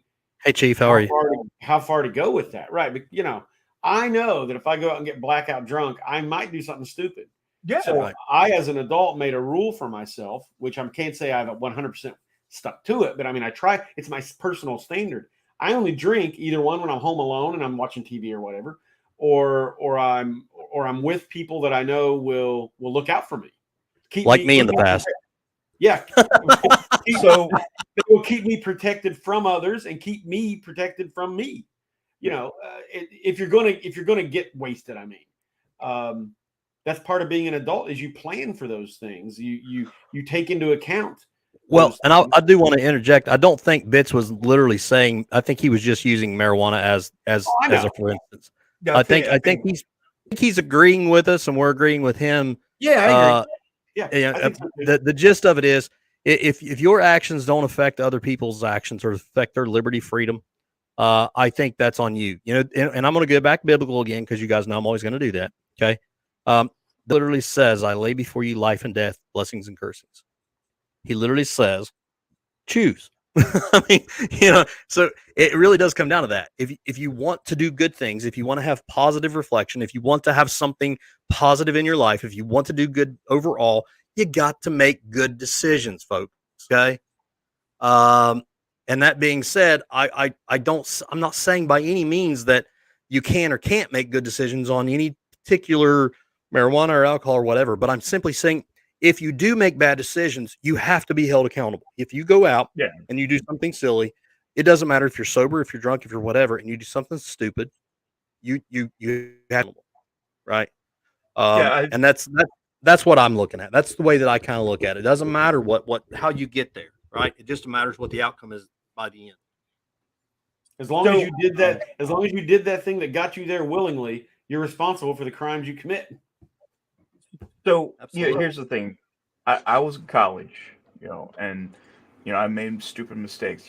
I would drink because I was a borderline alcoholic, and I don't tell a lot of people that was stupid. I used to drink all the time. I'd get home, drink, in between classes, drink, go to B-dubs, drink, fuzzy duck, drink, and sometimes I would get behind my car, and drive.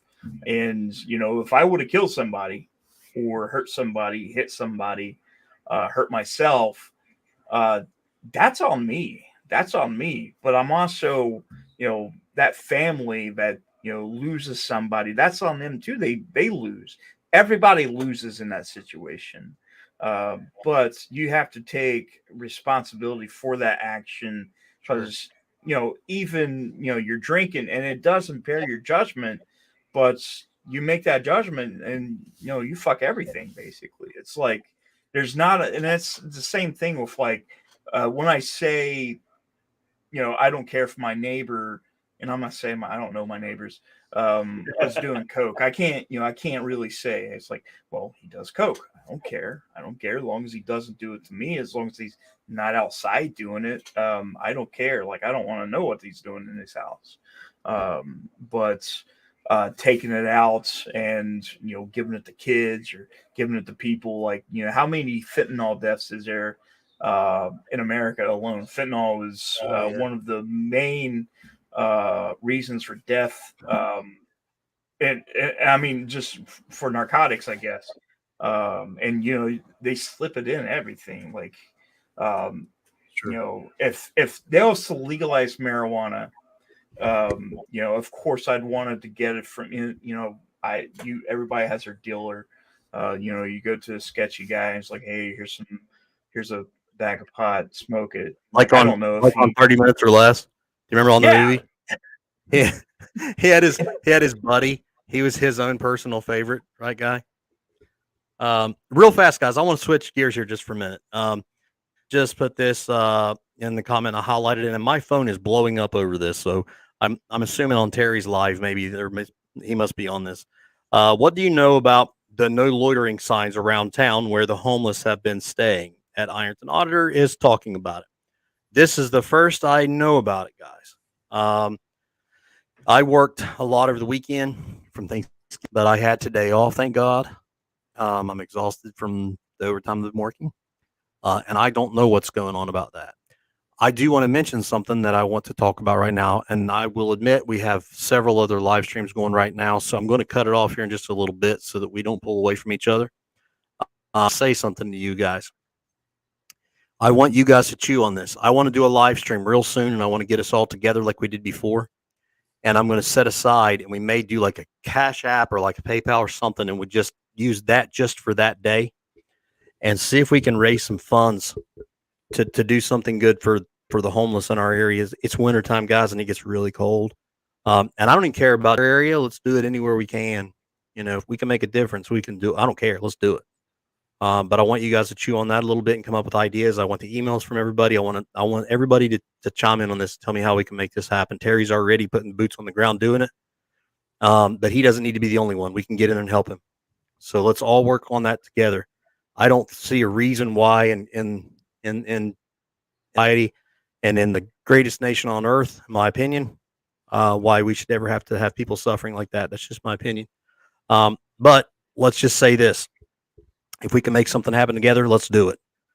I don't know about the signs, guys. I'm sorry. I don't have an answer for that. I'm not familiar with them. I have my opinion about stuff, but I won't speak that here. Let's just say that I don't always agree with everything that's passed or that's done. Okay. Now that being said, I want us really soon to do something really, really good together for that. So, and I know there's only a few of us in here now. I think we have like in the 30s, I believe, right now in here. So we're kind of low from what we are. And I think Sovereign's live, and I think Terry's live, and maybe some other ones too. So it's kind of bouncing around. And Mike, yes, please, if we could do that, please do. And maybe you could help me. You probably know a little bit more about how to mediate down there to make sure we're doing everything so that council doesn't get mad at us. So, but let's do this. Let's do this, Tom and Bits. Let's call it quits for tonight, so everybody can go over and jump on Sovereign stream, or Terry's if you want to see what Terry's up to.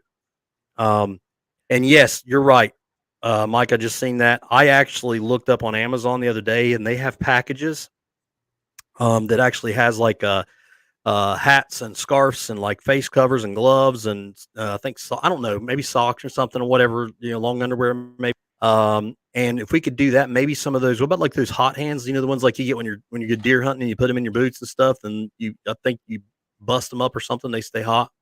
Maybe that type of thing. Or if anybody's good at sewing, I know Miss Sovereign's really good with that. We've seen her work with the Chili Doll Castro that we had before, and I know there's other ones out there. But there's got to be a way that we can. There's got to be a way we can make differences. There's got to be a way we can make all this happen. And I want us all to do this together, because even if I could do it by myself, I can't. I can't by myself. I'm just one person. But not only that, but guess what? I would be keeping you from your blessing, because I can promise you're going to be blessed. The feeling that you'll get from that, and you're going to be super stoked about getting involved to do something wonderful for your. And I know the people in our community will do it, because you guys are the most awesome, loving people I've ever come in contact in my life. Hey, Chad. So, yes, sir. Do you have any thumbnail sketch of how many people we're talking about here locally? I don't. I'll be honest, I mean, really don't. Are we talking 1 dozen, 200, 5? I mean, I have no idea. I got no. I don't know.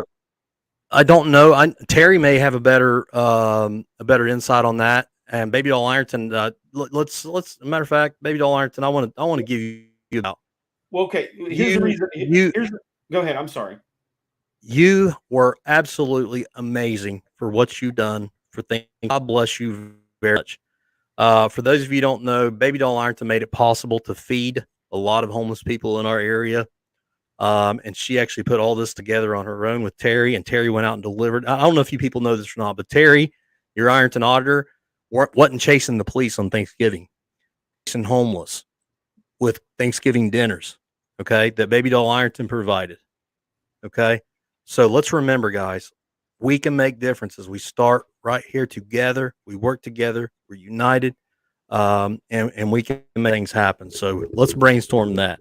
I really want to make a difference. And Tom, I don't know about those numbers. Maybe I can get back with you on that. I don't know. Well, let me tell you why I ask, and then you'll. But I just, while you were talking about it, you mentioned the Amazon thing. They've got homeless kits, 12 of them, for $189. I saw that. Yeah, and in them is toiletries, which is head and hair care, oral care, complete body care, shaving and soap and shampoo and all that. It's individually sealed and packaged, along with a backpack, a hat, socks, gloves, and something I can't tell what it is. Right. Maybe a scarf. You mentioned a scarf, so maybe there's a. Oh, it's a blanket. Okay. All for a dozen of them for $189. Okay. So that's only a few bucks a person for a dozen. That's what I'm saying. I mean, I have no idea how many people we're talking about. So. Right. Okay. Well, let's do this. Let's come back to this. Let's get back on page with Terry and Sovereign and get Tom and Bits on this, and all of us together, maybe join a panel maybe in the next several days, and we'll just do a kind of an impromptu thing, and we'll do a fundraiser, and we'll buy this stuff, and we'll go out and deliver it, make sure some of these people are blessed. And guess what? If we can figure out a way to be able to get it over to somebody else in some other cities, we'll just keep it growing. Like I said before, try to stop us because it ain't going to happen. We can make things happen, and we can be blessed, and we can be a blessing to other people. So before we go, I want to offer this up. We'll start with Bits. Bits, if you don't mind, if you got a last word for everyone to kind of to send everybody with a message from Mr. Before we go, if you would, please, sir.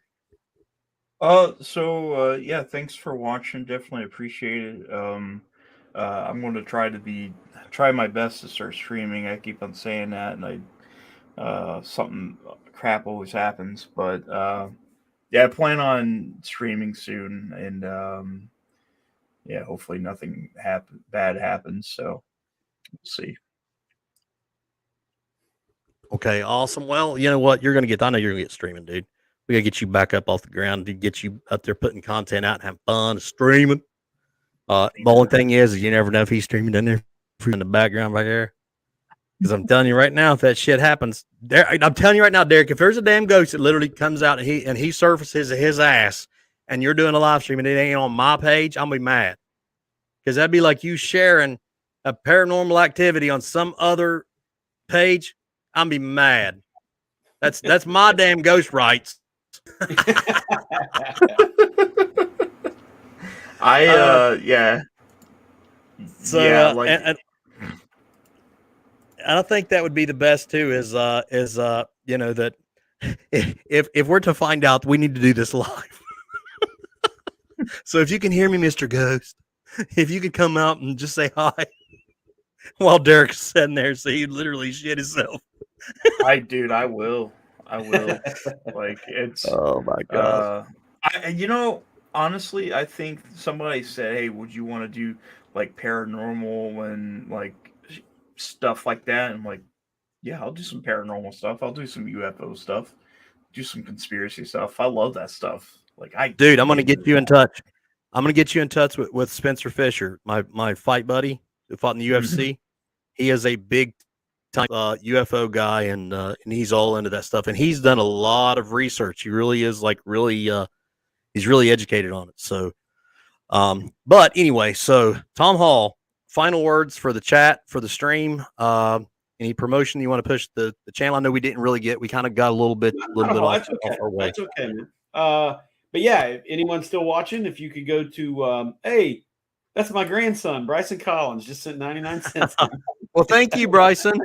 Yeah, if anyone could go to the Hall Pass, and yes, the is all in capital letters. I don't know if you have to type it in that way or not, but if you could go to the Hall Pass and follow, subscribe, even if you don't plan on listening, according to Chad, it helps me get to the community level where I can start doing different things and more things, so forth. So trying to get to that first, he's given me the first goal, and that's 500. So even if you don't plan on watching or anything, I'd appreciate it. And when you get there, if you want to comment or even comment here on what you'd like to see me do or talk about, if you see me here enough to know what I do and what I'm about, let me know. And, I can start off with that. And otherwise, I appreciate Chad. And he's been a cheerleader for me, prodding me, if you know what I'm saying, to get me back up and running along with other people. And his success has been very inspirational to me. So I just want to say thank you, Chad. And you thanked Vets a lot. And I just want to thank you for what you do too, brother. And you keep it up, man. I appreciate that. I appreciate that. And I appreciate the kind words and support. And I don't know how much about my success, but I'm definitely having a good time. I'm really, you know what? I really honestly, I've learned that my subscribers are more like, they're just kind of like my friends and extended family, because there's times like I don't know these people and don't know their real names.